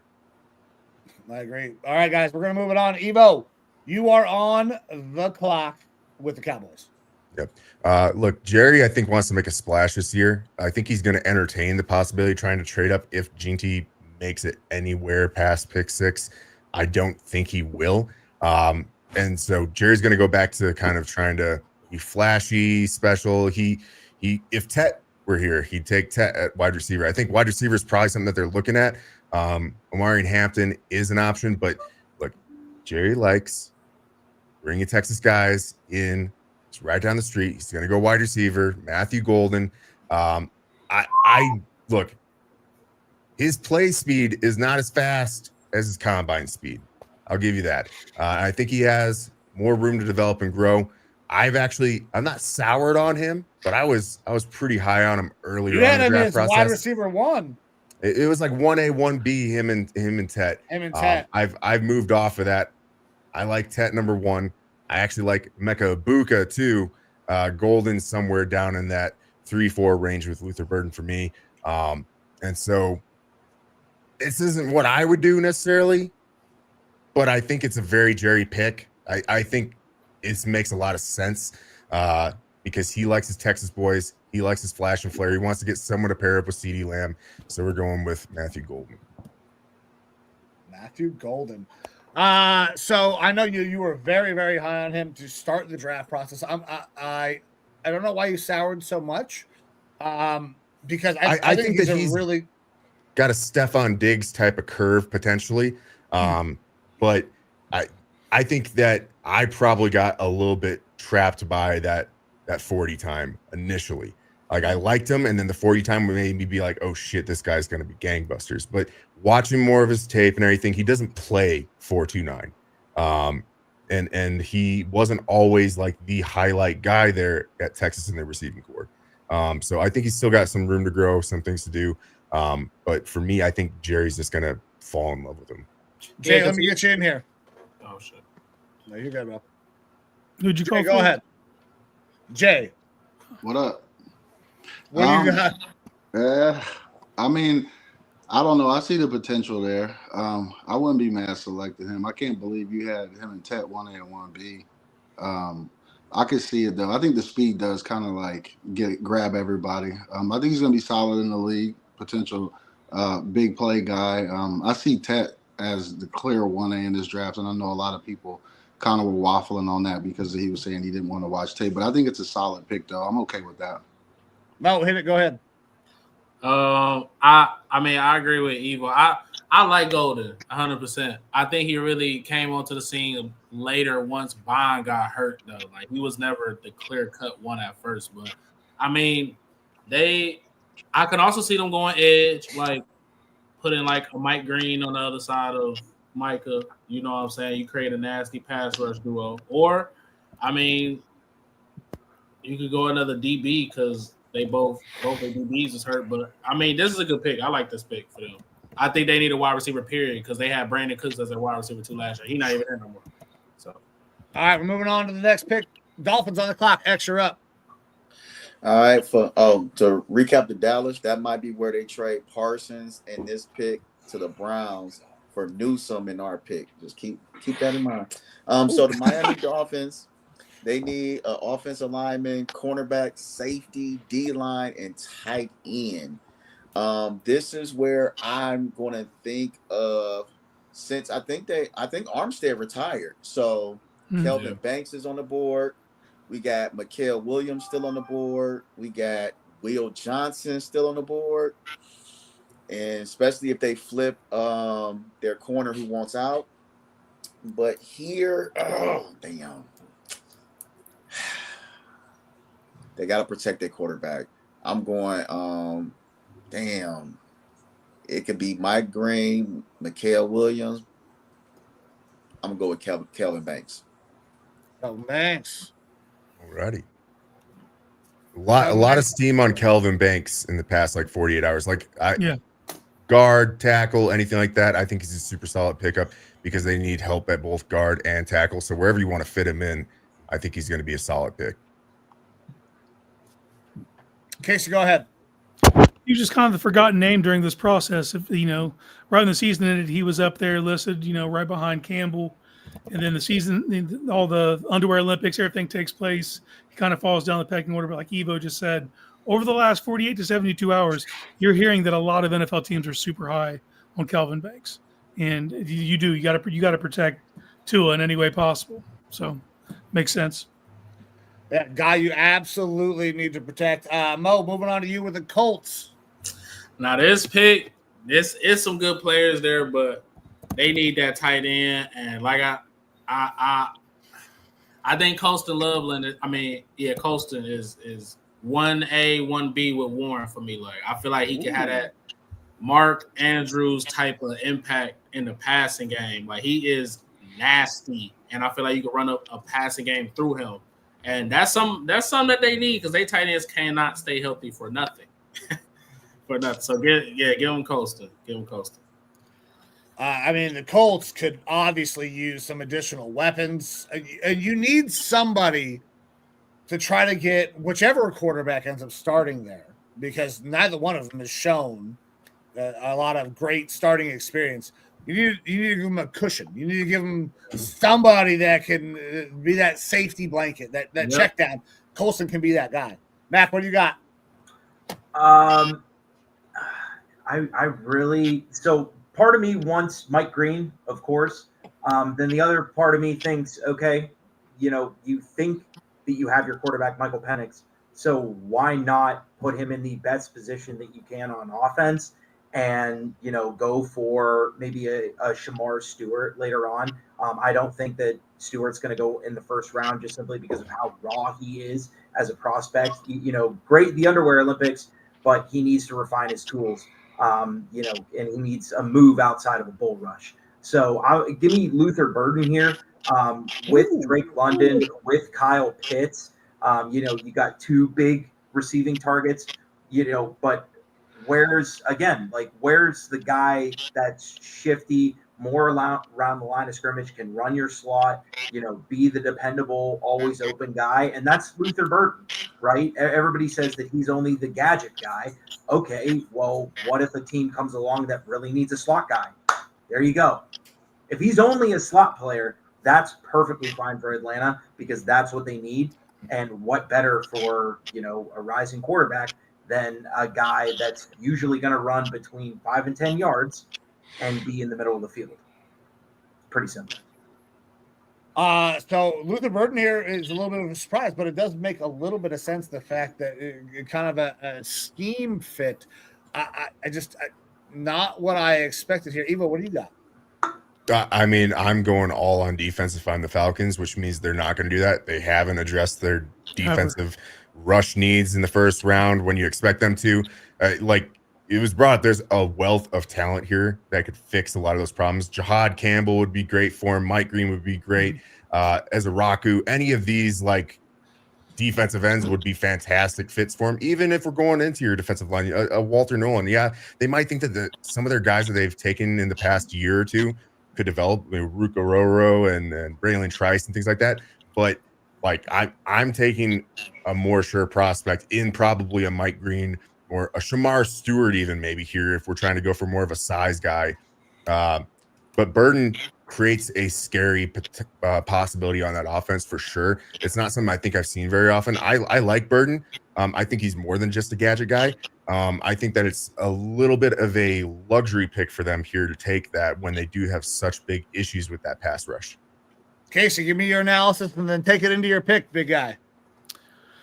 It makes sense. I mean, I agree. This is a team they've refused to draft an edge rusher. They just refused to do it. But if you're going to draft a skill player, this was something they do need. I think everybody kind of wanted Kyle Pitts to be the move the chains guy. I don't know what's going on there. It's a failure to launch.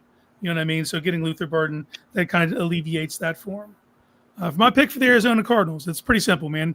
Look at their cornerback room, and it's Keitrell Clark, Jalen Jones, Max Melton, and Sean Murphy-Bunting. This team needs a corner. Jonathan Gannon needs a corner. Give me a guy that was scheduled to go in the top 5 picks at the beginning of last season. That's Will Johnson out of Michigan. If he's still here, man, this is a no-brainer. It's a slam dunk. We're going to upgrade that cornerback room in a huge way. Yeah, that secondary has been kind of downtrodden for a few years down there in Arizona. So adding a Will Johnson, big body corner, makes a ton of sense. Evo, what do you got? I mean, I love Will Johnson. If the medicals check out correct, if pro day wasn't that great, medicals are a question mark. But when he's out there, especially in like a zone, when he keeps the ball in front of him, he can be a game changer as far as being able to flip the field, get interceptions. That's the type of game changing talent that should typically be that top 10, top 5 pick. Getting him here at 16 is a big value for the Cardinals. My doctors checked him out. He's good. Hell yeah. Jared, go ahead and hop in here and then take us into your pick. Yeah, that sounds good to me. I mean, I got the Bengals. how the hell do I get the Bengals? Like, Somebody's this got is to fucking pick for them. Are you serious? Like, I want to question this randomizer right now. There we go. This is kind of some Take bullshit. a kicker. I don't give a shit. Fuck them. All right. Question that. So let's see here. The Bengals suck. They need offensive line. They need defensive line. They need linebackers. And obviously, are they going to do Trey Hendrickson's contract? Does anybody know? I doubt it. All right. Well, at that point in time, Walter Nolan is still on the board from Ole Miss. Let's do it. Alrighty. Walter Nolan. So Walter Nolan here, that could work. I would like Mike Green here a little bit better if we're not going to pay Trey Hendrickson. Not different types of players in my mind. Yeah. Trey is a true 4-3 end, whereas Mike is a 3-4 outside linebacker. But it just, if you're not going to pay Trey, you want somebody that can rush the passer a little bit. I don't know if Walter slides out at all. Casey, I hear you hopping in here. What do you got? I mean, I love Nolan, just a penetrator. If this is a guy that's coming out of high school, the number one recruit in the nation. You know what I mean? He's that type of talent. Sometimes he's not even worried about the call. He just beats his guy. I need him to get his head around more and make plays once he makes that penetration. The only other pick I would have considered here, outside of the defensive line, is they have botched safety so bad after letting Jesse Bates. Yeah, that's the only other place I would go. But any place on the defensive line, it's a need as well as safety. All right. Yeah, I'm going an edge rusher, preferably over Nolan. Even though I am a big Nolan fan, I'm probably going edge rusher just because of the Trey Hendrickson situation. I mean, you've got guys like Mike Green, Jalen Walker's still on the board. I haven't even talked about him yet. You've got different types of guys like Michael Williams out of Georgia, or Shamar Stewart if you want more of a bigger guy. They've kind of got their option to choose any of those guys. And I feel like that would end up being a better fit for them long term. But Malachi Starks too at the safety spot makes a ton of sense. Or even Amanawari if you're big on him. I don't know if that's their type of safety. But a lot of options there. I would, while they could use some guard play on the offensive line, I'm absolutely hammering defense if I'm the Bengals in this draft. Yeah, their defense has been terrible for years. So defense makes a lot of sense. Jay, you're on the clock with the Seahawks. Where are we going? Yeah, I also too wanted to question this simulator because I fucking have no interest in the Right? Seahawks. They bore the fuck out of me. I do think that I was happy though that Mike Green was still on the board. I do think that Cincinnati needs to select an edge because I just don't know how they pay everybody. So it was between Walker and Green. I'm gonna go with Green, man. I don't know. I just like what I've seen out of him so far. Man, it seems like he's violent, literally. No. So they said Allegedly. Hold on. Let's say that. I know this is the last Lineman Lounge, but before we kick off into the Raw Dog, allegedly. Allegedly. I thought y'all was trying to step into the Raw Dog the right way, man. You just got to kick the door. There we go. There you go. Go ahead. No, but Mike Green, no, I really I think that Cincinnati, if they don't go edge, I think that Seattle would be happy. And Uh-oh. We lost him. We're going to go ahead and keep moving on. Buccaneers on the clock. 80, you're on. Okay. Well, I love Baker, as I've already said, but they need to focus on defense over there in Tampa. I watch a lot of their games because I'm a big fan, and their defense is just pretty bad. So I know they need edge, and I know they need linebacker help, but I think they need someone that's just going to be nasty, that's just going to be a wrecking force. So I'm going Donovan Ikurabu. Donovan Ezraku. Yeah. Zaraku. Hell yeah. All right. Donovan Ezraku. Massive jump in production this year. So it'll be interesting to see how he translates. I mean, it seems like a pretty athletic fucking guy. Casey, go ahead. He's got the deepest pass rush bag of anybody in this draft. You're going to pair him opposite of Yaya Diaby. I think Ezraku is super underrated. If you just look at his physical measurables, very comparable to Abdul Carter, actually. Like as far as height, weight, speed, you know what I mean, explosivity. So I think he's very overlooked. Obviously, you go to BC, no one's really catching Boston College games, but like he has a variety of ways to win. Yeah, Mac, go ahead, hop in here, brother.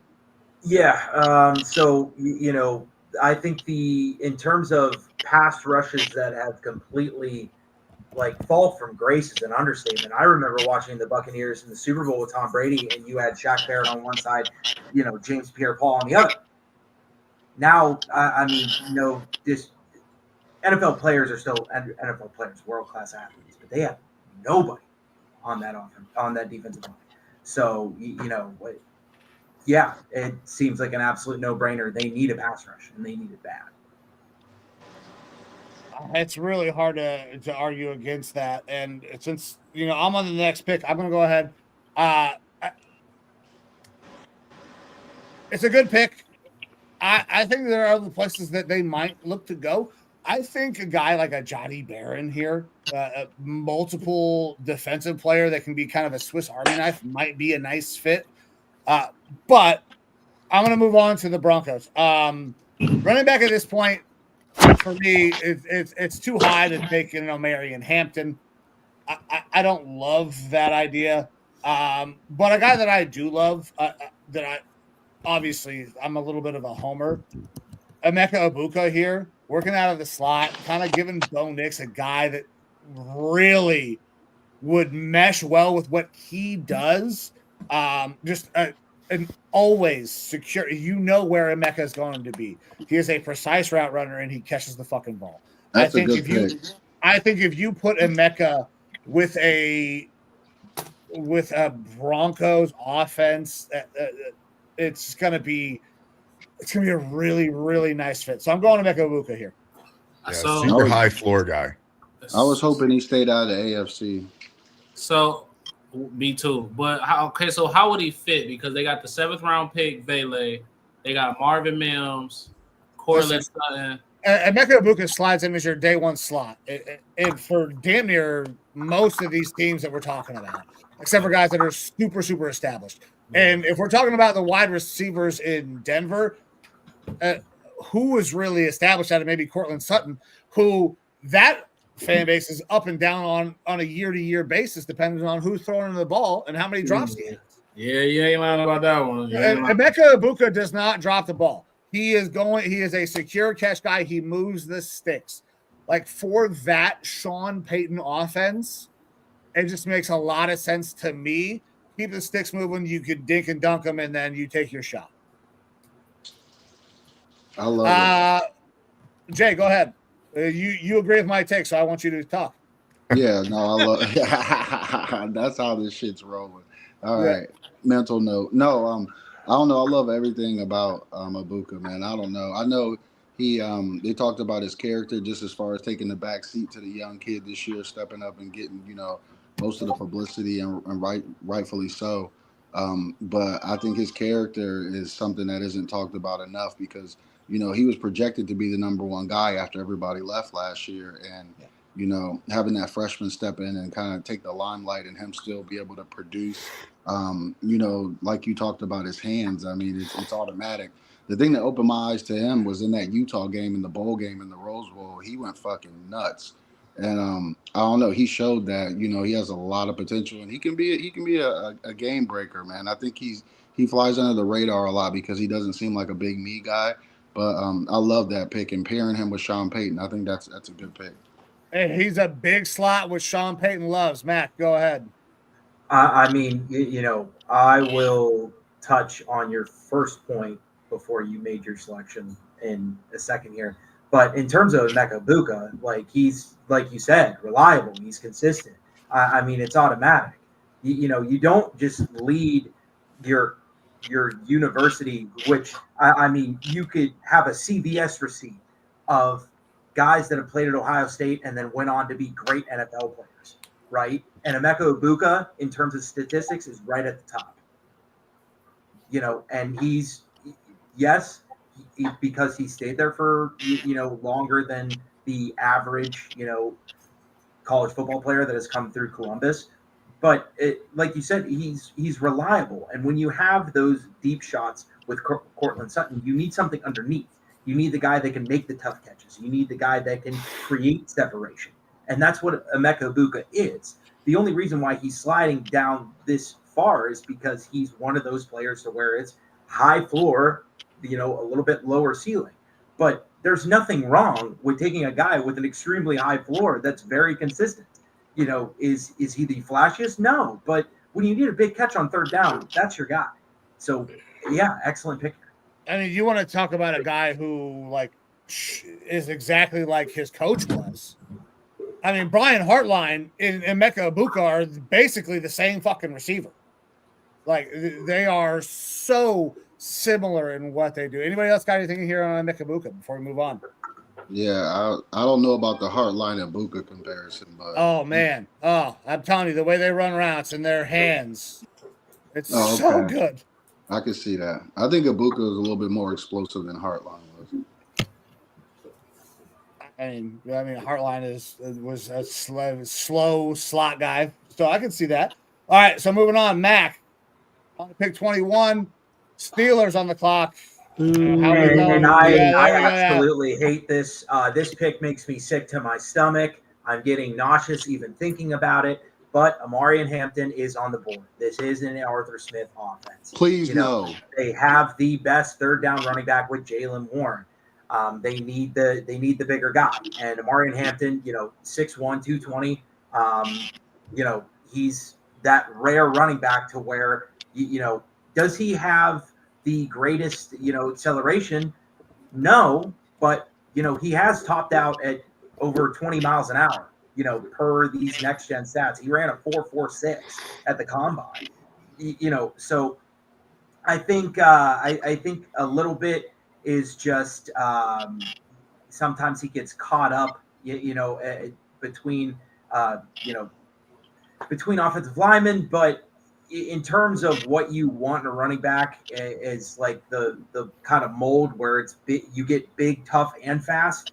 Yeah, that's Amarian Hampton. And, what better because here's the thing that we still don't know yet. Well, the Steelers know, but we don't know. What's going on with Aaron Rodgers? Is he playing this year? Is he not? Is he going to be? Who knows if the fucking Steelers know? But here's the thing. They're going to know before they make this pick. Because if it's not, they're going to go QB here. And I can tell you they want to build the offense around their quarterback, whether it's Mason Graham, whether it's a rookie, whether it's Aaron Rodgers. And the best way to do that is to get Amarian Hampton. And there's not, to me, and I know this might sound crazy, there is not that much of a drop off between Ashton Genty and Amarian Hampton. Two different running backs. I disagree. Two different running backs, but I'm telling you, this guy is special, and it takes a lot to be that big and to be able to finish runs the way that he does and to be able to top out at speeds that he does.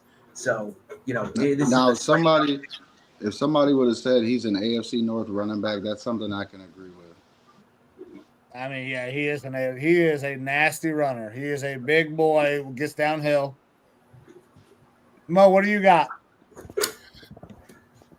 I just hope he stayed out the AFC North. I was hoping he went to Denver. There's two players there's two players that I don't want to. There's three players I don't want to see in the AFC North. Sanders, I don't want to see him on another team. Hampton and Egbuka, I don't want to see them. And Malachi Starks, I do not want to see them in the AFC North at all. At all. I can understand that. X, you're on the clock with the Chargers. So with the Chargers, they need a D lineman, wide receiver, running back, edge, and interior O-line. Here with so much on the board with D-line wise, I'm hoping it's where the Browns call them up with Malachi Starks and Campbell on the board. They call and make a deal. But for right here, I'm going to take Derek Harmon out of Oregon for them. Ooh. It was either between him, Kenneth Graham, and James Pierce Jr. So I went with Harmon. All right, so I like Harmon a little bit. Who else got something on Harmon here? Evo, I know you do. Yeah, I'm a big fan of Harmon. I think that he's super solid. We saw a little bit of weight drop this year when he went to Oregon, and he became a better penetrator. I think we haven't seen how good he can be because he only kind of started to scratch the surface. Good in the run, good as a pass rusher, is going to develop better as a pass rusher. I'm a big Derek Harmon fan, and that's a good get here for the Chargers. Though my assumption would be that they would go with Kenneth Grant here because the Michigan connection. Harbaugh had a lot of good things to say about Kenneth Grant when he played there. But look, I can't argue with Harmon. I think Grant and Harmon, they're very neck and neck for me on where I have them rated. So I'm cool going either way there. So I like Derek Harmon. I think he is going to be a guy that you can get later in this first round that is going to be very comparable to guys like a Mason Graham and a Kenneth Grant. It's not where I expected to go. I expected to see a little bit more offensive firepower. That offense needs to continue to build around Harbaugh.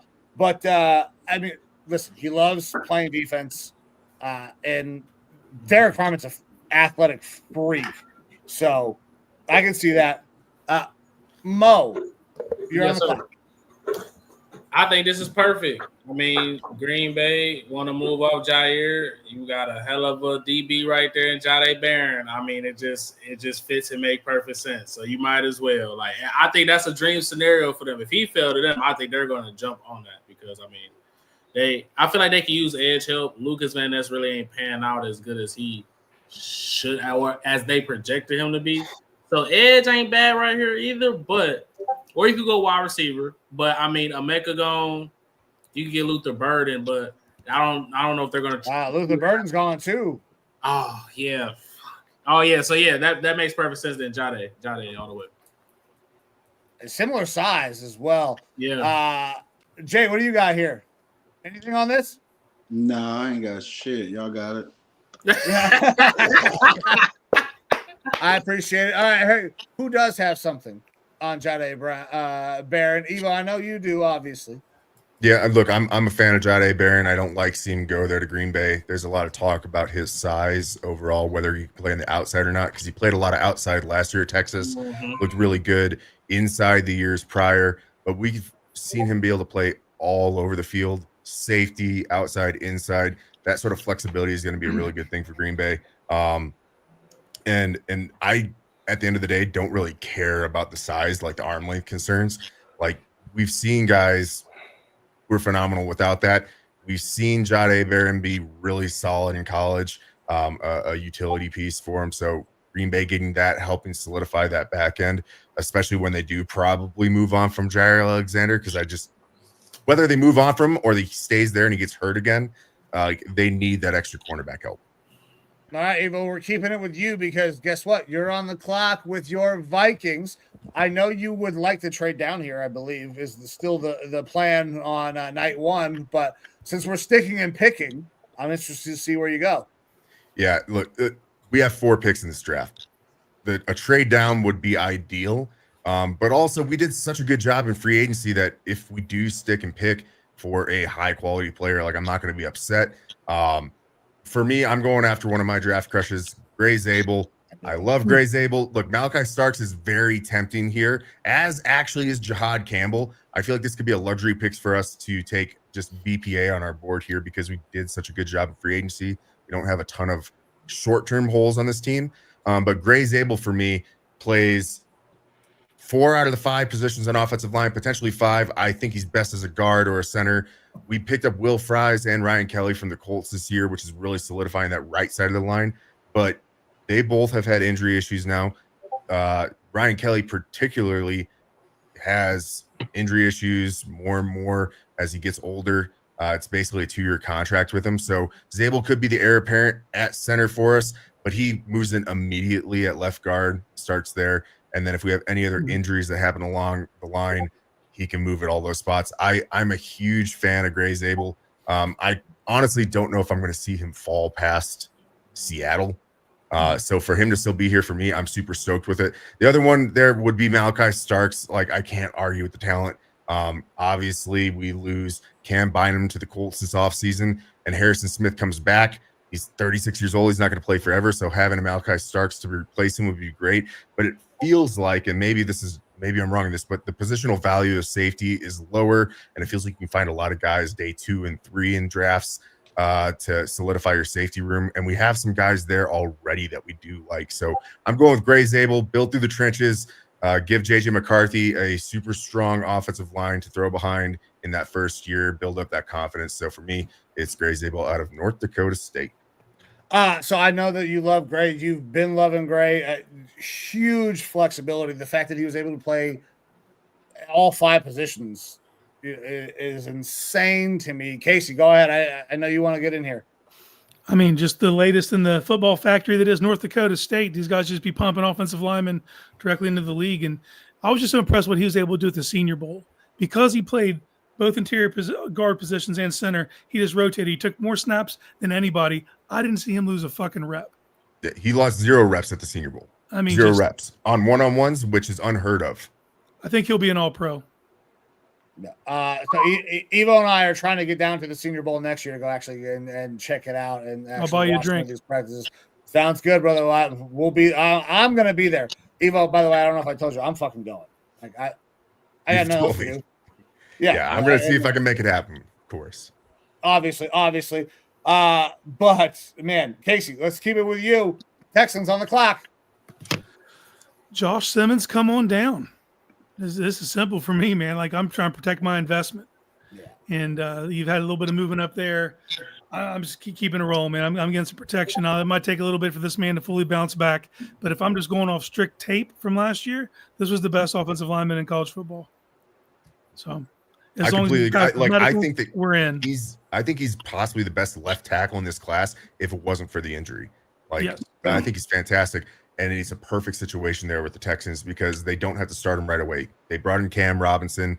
You can slow play Josh Simmons with his recovery from the patellar injury, or if you need to, you can play him at guard because they brought in a bunch of offensive linemen this offseason. Trent Brown. None of them make you feel great.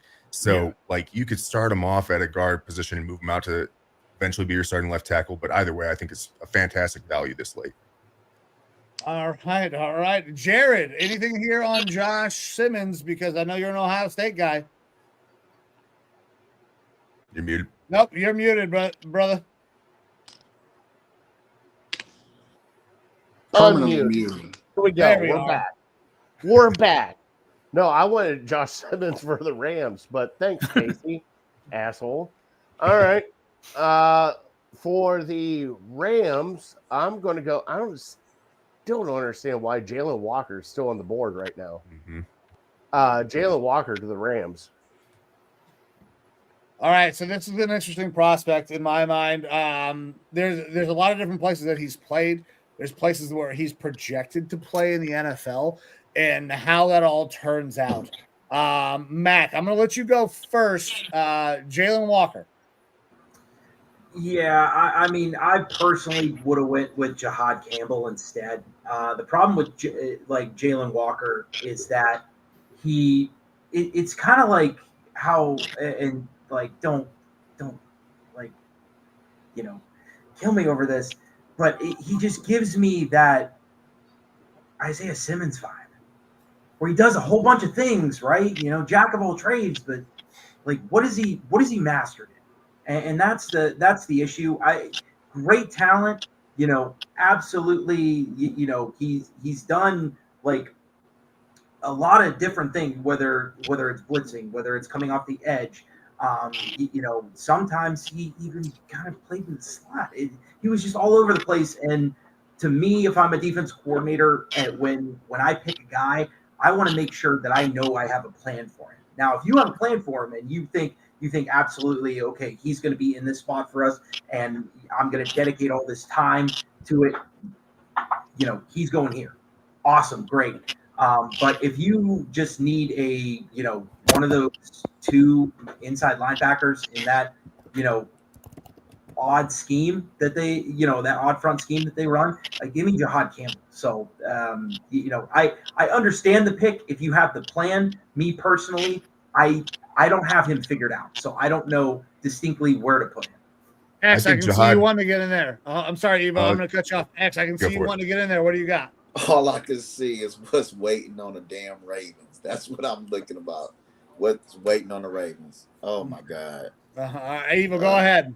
I was gonna say, like, Jalen Walker lasting this long is potentially criminal. It absolutely could happen because the draft is wild. But I mean, he's getting talked about a lot as like a top 10 pick right now. I know he's very commonly getting mocked to like Carolina Panthers and whatnot.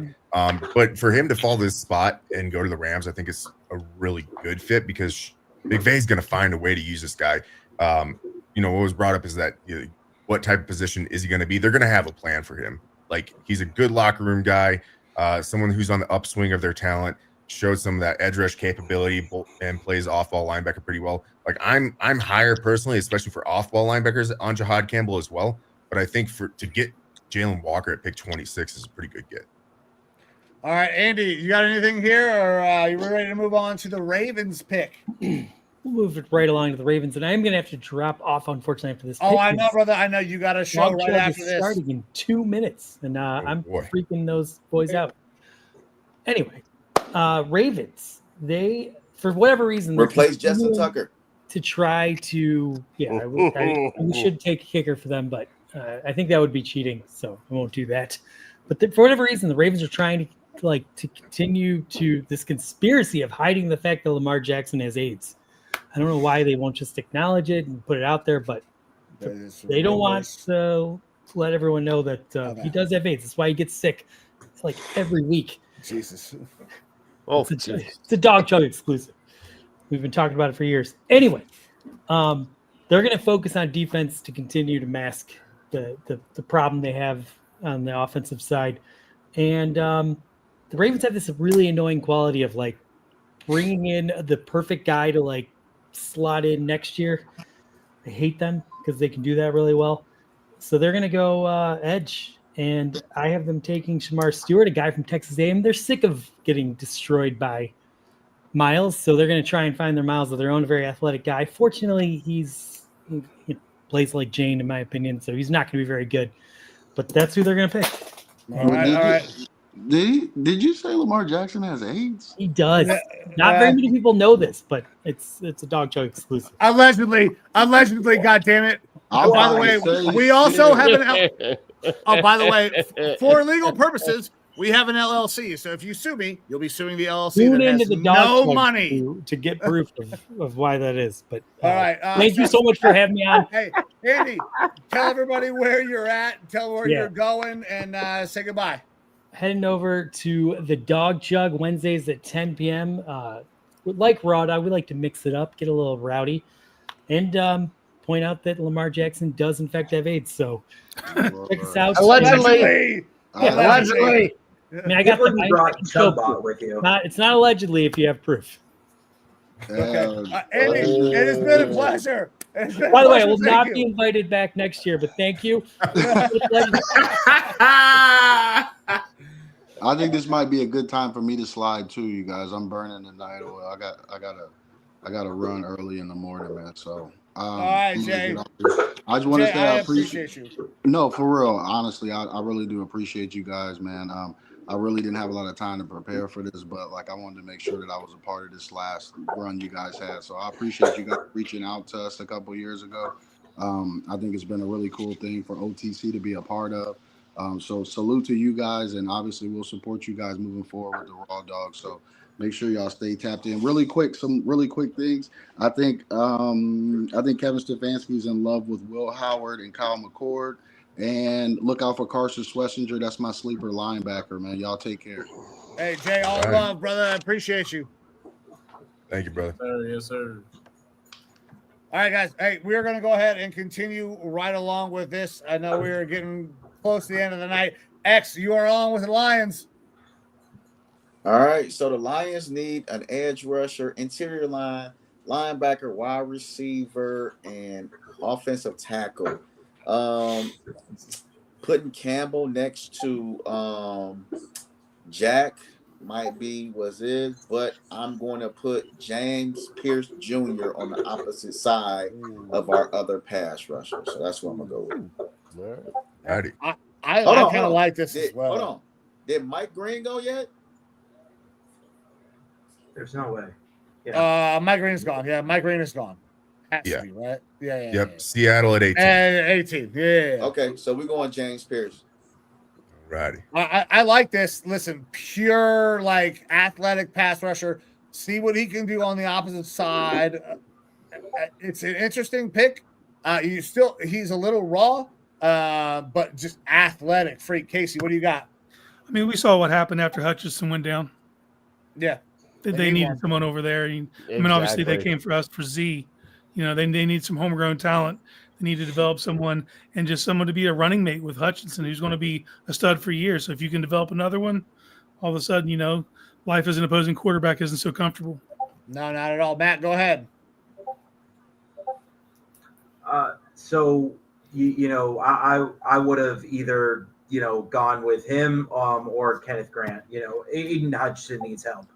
Like, it was crazy how long he stayed in the top 10 in several, you know, pass rush metrics, even though he got injured by what was it, week 5, week 6? Yeah. You know, so like you got to get the guy help. You know, the Lions offense right now is built for a playoff run. Defense, not so much. So, you know, someone other than Aiden Hutchinson, now you could go, you know, like you said, Jaheed Campbell, and pair him, you know, with Jack. That'd be great. But like, you know, it all starts up front. So it's just very smart pick here. All right. Mo, my man, you're on the clock with the Commanders. So with Washington, let me see who's here. I'm not gonna lie, man. You know who to pick. I'm not gonna lie. This is one of my favorite guys, and they need a corner. Trey Amos is an athlete. I'm not gonna lie. Trey Amos is a smooth athlete. He can flip his hips. Like, his game translates to those lockdown corners that will mirror you with every route that you run. And I'm high on him, honestly. I think he's a top 5. Really, he's like top 3 in my opinion, behind Hunter and Will Johnson. That's just my opinion. But I think get them some corner help, put them somebody on the other side of Sandstrom, who they got from Michigan. He's their slot guy. And then Marshawn, because they don't got St. Juste anymore, I don't think. I think he left. So get you another corner, get you some lockdown defense out there. You're going to need some trenches still, though, but it's a deep D-line drive, and I feel like it's a sharper fall off from the corners than the edges at this time, you know. So. Physical dude, I think that can be a really nice piece. That Commanders team is on the up and up. Obviously, they found the quarterback. They have running back here. They're going to just continue to platoon guys. If you want to do anything, I could see maybe you go with some offensive line just because of injuries that have happened to that offensive line. Obviously, saw I don't remember the tackle's name, goes down in the playoffs. But I can see corner here. Trey Amos is good fucking pick. Good fucking pick. Jared, what do you got? Yeah, anything on Trey Amos? No, that's a great pick. All right, Mac, we're sliding on to you, brother. Oh, go ahead, Evo. You got something? I was going to say, I really am a big fan of Amos, too. I think that he's slept on because he's not flashy, but he's one of the higher floor cornerbacks here. And you have a bunch of cornerbacks in guys that have already gone, like Will Johnson, or people coming up here like Ben Morrison. Injury guys, Savon Ravel. They got injury concerns with high ceilings, but that creates that low floor. Amos has a pretty damn good ceiling, but his floor is really high, too, so he's super solid pick. All right, Mac, you're on the board with the Bills. Yeah, by the way, was that planned or was this randomized? Completely randomized, brother. Completely randomized. Well, hey, the Buffalo's picking for Buffalo. You know, I feel like you can't go wrong here either between Starks or Campbell. Both have fallen way too far, in my opinion. But I think that safety is more important to prioritize rather than linebacker. You know, they've kind of built themselves a neat little kind of front four here with Oliver, Russo, and now Bosa. So they need help in the secondary. Nothing against DeMar Hamlin, but they need a legitimate safety. Malachi Starks is a legitimate safety, and their biggest problem every year is they go to Kansas City and they play a guy named Patrick Mahomes, and their secondary just can't keep up. And you got to battle against it. And now, if Abuka was there, yeah, I'd say go wide receiver. Luther Burden was there, yeah, go. But how the board's working out right now, Starks has, again, just sat way too long, and they need to address the defensive backroom for sure.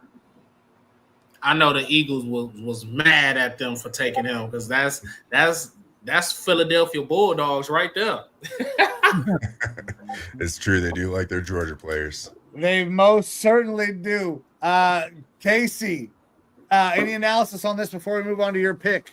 I mean, Starks is a 5-tool safety, excellent ball skills. Like, I would hate to see him go there, actually. And he's phenomenal. All right. So, Casey, go ahead and continue on. Evo, I'm going to run upstairs and take a piss, so lead it into the next pick when we get done. The last one is Jared. Right. Well, we all saw the Super Bowl. We saw what happened. They couldn't protect Patrick Mahomes, right? So natural intuition would be like, okay, let's take an offensive lineman at minimum, probably a tackle. But I'm an agent of chaos, and the Kansas City Chiefs have been playing cocky far too long to change now. So give me Travion Henderson. Let's go big. Oh, wow. That's probably our biggest jump of the night here. You cocksucker. Hell of a pull. Hell of a pull. Nice. Damn. I love it. Hey, look, it makes no sense there because they like their explosive backs. They don't really have anyone who is like the guy. Travion Henderson, there's questions about like could he handle a full workload, but I don't think he has to there with Kansas City, and he just does everything well. Like Mahomes is gonna love being able to feed him the ball with that sort of. You can trust him in the passing game, handle pass pro stuff too. Like he's a home run hitter. But you'd probably trade back to get him. I understand, but if we're sticking and picking, let's go fucking big. So I think they would trade with the Browns or something, or I think they would take Jaden Higgins from Iowa State, maybe, or another receiver, unless they plan on Rice fully recovering from his injury. And I haven't heard nothing about his suspension, but he should be getting a suspension here soon if Addison getting one and all these other people. It's very possible. Very possible. So wait, all right. I got a quick question. Where did Nick Hennemori go? He hasn't gone yet. He's still not gone yet. And Travion Henderson, hold on. Producer Amber just told me as I was coming out of the pisser. Travion Henderson goes in the first round. A third running back goes in the first round. What happened while I was gone? I'm an agent of chaos, brother. Hey, Mike, the new NFL. Hey, you know what? There is a shift happening, I think. 2 deep safeties, power running game. Mina Kimes talked about this a couple of years ago. I'm a huge Mina Kimes person. Like the power running game was starting to come back, starting to see more more yards per carry. We're kind of trending in that direction. I don't want to hijack it. Travion Henderson, love him. Absolutely fucking love him, especially in that offense. Would be crazy. Jared, but you're going to wrap us up. You're going to finish us out with the Eagles. Well, Evo, thank you for holding it down, dude. I was going to piss my pants so bad. The great thing is about ending the Lineman Lounge final show and ending the final pick. And I hope that my boy, who is a Toledo alum, will love this pick. Darius Alexander to the Philadelphia Eagles. Lock it, book it. Shit. Okay. All right. So we're going to have a little bit of a conversation here. Darius Alexander into the first round. Holy shit. I have not seen this. Great defensive tackle, but a Jerry. Very good. Oh. Wow. Okay, so I see a lot of Mac. We're just gonna go ahead and take it up, and then. I mean, my only thing is that Kenneth Grant's sitting right there. Nope. You know, Nope. Like my pick, my rules. hey, you know, if that's your boy, that's your boy. You know, I get it. I get I'm it. not picking it for me. I'm picking it for Big Bry. All right.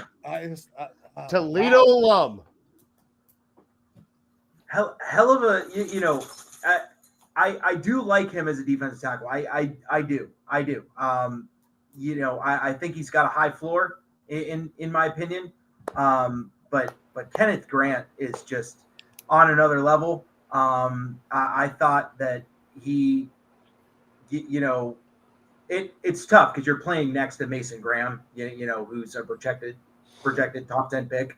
So a lot of what you do goes under the radar. But Kenneth Grant is just a very polished guy. You know, what the great thing is, Mac? Tackle. Hey, Mac, I love you, and I follow you. You know what the great thing is about Grant? He still plays for fucking Michigan. And guess what? In this state, we don't give a damn about the whole state of Michigan. The whole state of Michigan. The whole state of Michigan. Hell yeah. Let it go, Jared. Let's fucking eat Love on the last episode of the Lineman Lounge, baby. That better be clipped for the next show. Hell yeah. X, is this accurate? He unfollowed? Yeah, that's what Andrew Filipponi said. He unfollowed the Steelers. George Pickens unfollowed the Steelers. You know what that means in the football world with these sensitive. Listen, we got the draft. We got the draft tomorrow. I got someone to text after this thing. I believe it was Schefter possibly floated him. For the Browns. You said Schefter floated that? I think Schefter had floated him as a potential guy still on a first contract that could be traded tomorrow. And listen, not the first time the Steelers have moved off of a wide receiver early either. It's George Pickens. Listen, I was not a big George Pickens guy in the draft process. I was 100% wrong. He's supremely talented. Mm-hmm. But can you get past the other things that comes with George Pickens? I'm never touching a Steelers receiver that they're moving off from because the guy's probably fucked in the head. Like, if Tomlin is like, I'm done with this guy, yeah, that's scary. That's tough. Yeah, it is tough. The writing was on the wall for me when they went and traded for DK.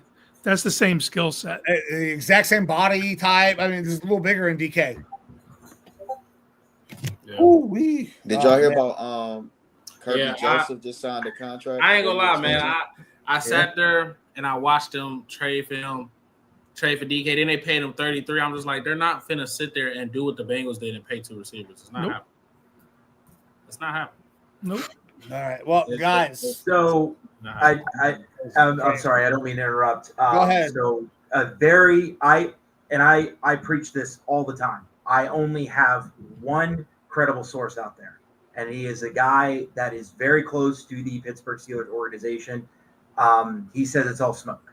He said it's all just off-season drama. Unless they get the right price, they're not moving him. And this is a guy that I trust with my absolute life. You know, he is very close with the Steelers weight room coach. Has had several players, you know, kind of close to him. So you know, he's telling me, and I can see it, you know, because of the drama with George, and they technically just paid DK Metcalf, so it's kind of highly unlikely that they'll, you know, that they'll pay another wide receiver kind of that top money. And kind of knowing George Pickens, it kind of seems like he's kind of the guy that would kind of like the high respect contract. But as I'm seeing it right now, quote, of course you're going to field offers and at the absolute right price, maybe, but. Okay. Dude, all right. I hope the hell they don't trade him. I want to see this cat melt down. I'm hoping for Aaron Rodgers. Aaron Rodgers to the Steelers is what we should all be hoping for as Browns fans. Just complete obliteration. Absolutely fucking implode that entire Let's go. organization. Let's go. Yeah. Guys, wow. So we've had some people in, out. Thank you, everybody. Mac, Casey, Mo, X, everybody who's still here, Jared, Jay, Andy, everybody who was here. Thank you. When I started on this dumbass journey several years ago, trying to do this, I started by myself, and then I brought Evo on. Evo has been there to support me the whole way. Now I'm in school trying to learn how to do this the right way. And Evo, thank you for everything that you have done, all your help, and to you guys, Mac, as a new guy, Casey, similar. And Mo X, we haven't interacted a lot on here, but we've interacted a lot on Twitter. So thank you guys for being here, for supporting what it is that we do. We are a veteran-owned, a veteran-run organization. It means a lot to us to be able to be who we are, speak our minds, not through a filter that everybody tells us that we're supposed to have. So we are going to try to continue to do that with Raw Dog Sports, with the talk, with all of the other things that we do, all of our blogs. So guys, thank you so much. I'm sorry I couldn't let you in on the secret beforehand, but it was really important to us to do it this way. So thank you guys very much. No problem, man. You brought me on my first pod. My first pod was that mock draft, you know what I'm saying? So it's glad to see y'all, come a long way from that, because that was the first one was 3 years ago, because I was still in Atlanta at that time. So yeah, it was like 3 years ago. So I mean, it's good to see the growth that y'all got, like I said, y'all solid, you know what I'm saying? So I love to see that for y'all, honestly. I appreciate you. Yes, sir. Oh, and Mike, don't forget to send me that link to that. I will send you the link for the documentary. X, I'm sorry it didn't work out that day. You know what? A lot of things were going, and Mo had just said, I finished mine. And I was like, no, I wanted to go down and see it. So, but congrats on the documentary. I know it's going to be good. Congrats on the Raw Dog. Y'all going to Raw Dog it. Only way veterans can. Yeah. And I really just appreciate you guys for not being scared to give your opinion, because when y'all come into our spaces, people think that you can't have a different opinion, but we welcome that different opinion, that argument, and bringing facts to the table to make a different opinion, even if it's different from ours. So I just like that y'all bring facts, and y'all bring statistics, y'all bring data, y'all bring y'all own opinion, and y'all don't go with what everybody wants you to say. You say what you want, and I like that. Fuck yeah, we raw dog it, baby. Appreciate you, X. Appreciate you guys. Hey, Mac, Casey, everybody, before we get out of here, tell everybody where they can follow you, where they can see the things that you create, where they can see everything that you do. We're going to try this one more time.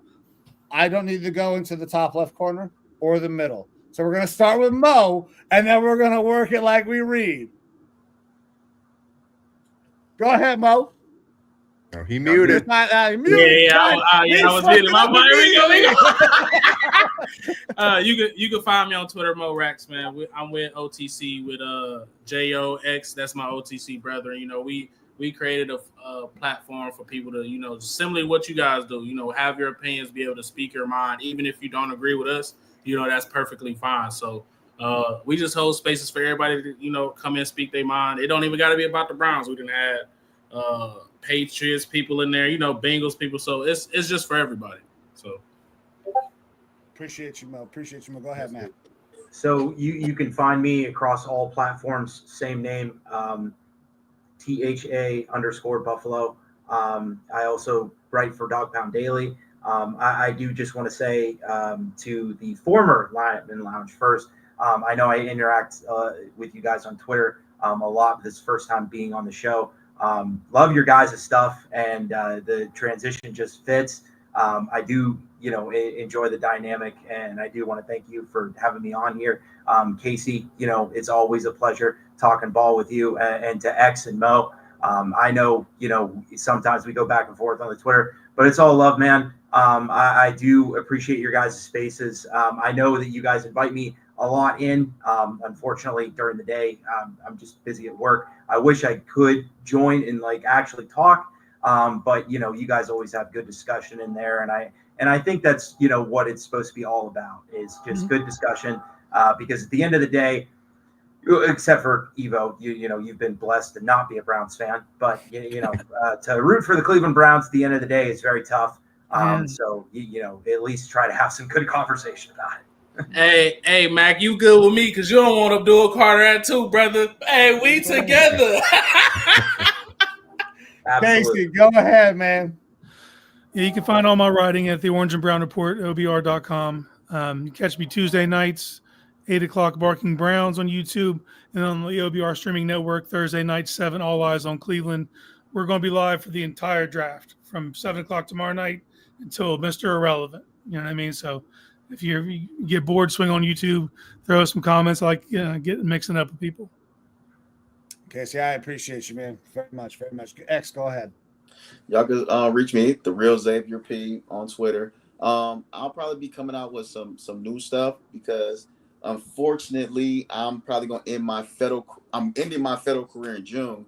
So I'm going to, switch lanes, and I'm looking to open my own splat ball paintball business, gearing it with career coaching and training. So I'm going to look for that coming in the next couple 6 months. And I just really appreciate you guys because I'm aggressive on Twitter. And I think it's because I hate our media, because our media, I don't think, gives opinions, or they don't. The only time they're truthful with their opinions when they're talking about Deshaun Watson. Other than that, it's basically the same regurgitated stuff. So reading the OBR, reading Matt, because I steal all your shit and put it. I'm reposting everything because when it's talking about Shador, I'm stealing it every time. I appreciate that. And then the Lineman Lounge, y'all just bring tape, which is one I love the film with OBR. I love the tape, the data, and the statistics because our media doesn't bring that. So I'm so happy with the Browns. What is it? Podcast that we have, because our the podcasters for Cleveland is saving it because we don't have that in our actual media that's on the radio and on TV. Well, X, you know what, man? I appreciate you very much. We've had our disagreements, but once again, it's all love. And once you get all your stuff up and running, from one veteran as well as Evo to another, man, hey, let us know. We're there to support. Thank you for your service and all love, man. I appreciate all of you guys very much. But with that, we're gonna get the fuck out of here for the last time as a Lineman Lounge. Guys, I am Mike. That is Evo. Anytime you spend time with us, we are forever grateful. Time is the most valuable resource that you have. You'll never get it back. So anytime that you give some of it to us, we couldn't ask for anything more. We will be back actually tomorrow night, but not as the Lineman Lounge, as Raw Dog Sports, taking you into the next generation of what the No Sleeves Network and everything that we are going to do is. So to everybody who was able to join us tonight, thank you very much. It is a dream of mine to be able to talk and have people listen and want to engage when I'm talking about sports. I was lucky enough to find my guy in Evo, and I have found a good group in the people around here. So thank you all very much. But Evo, give the people one last word. Well, I would be remiss to not thank all of you and everyone who's no longer here for coming on and helping support us. Really, really appreciate it. It's always fun doing these mock drafts, even if they go 2 hours and 19 minutes. Super long. I'm very, very sorry. I was drunk earlier in the show. Producer Amber poured me a drink with 6 shots in it. Yeah. But no, thank you all so much for coming on and supporting us. Mike, thank you for the opportunity to be doing this with you. It's always fun, especially when we disagree. That's the most fun. I'm looking forward to the future, onwards and upwards. And you like it raw. Hell yeah. Guys, thank you very much. I'm Mike. That's Evo. This is the Lineman Lounge. We'll see you tomorrow night when we raw dog the first round of the draft. See ya!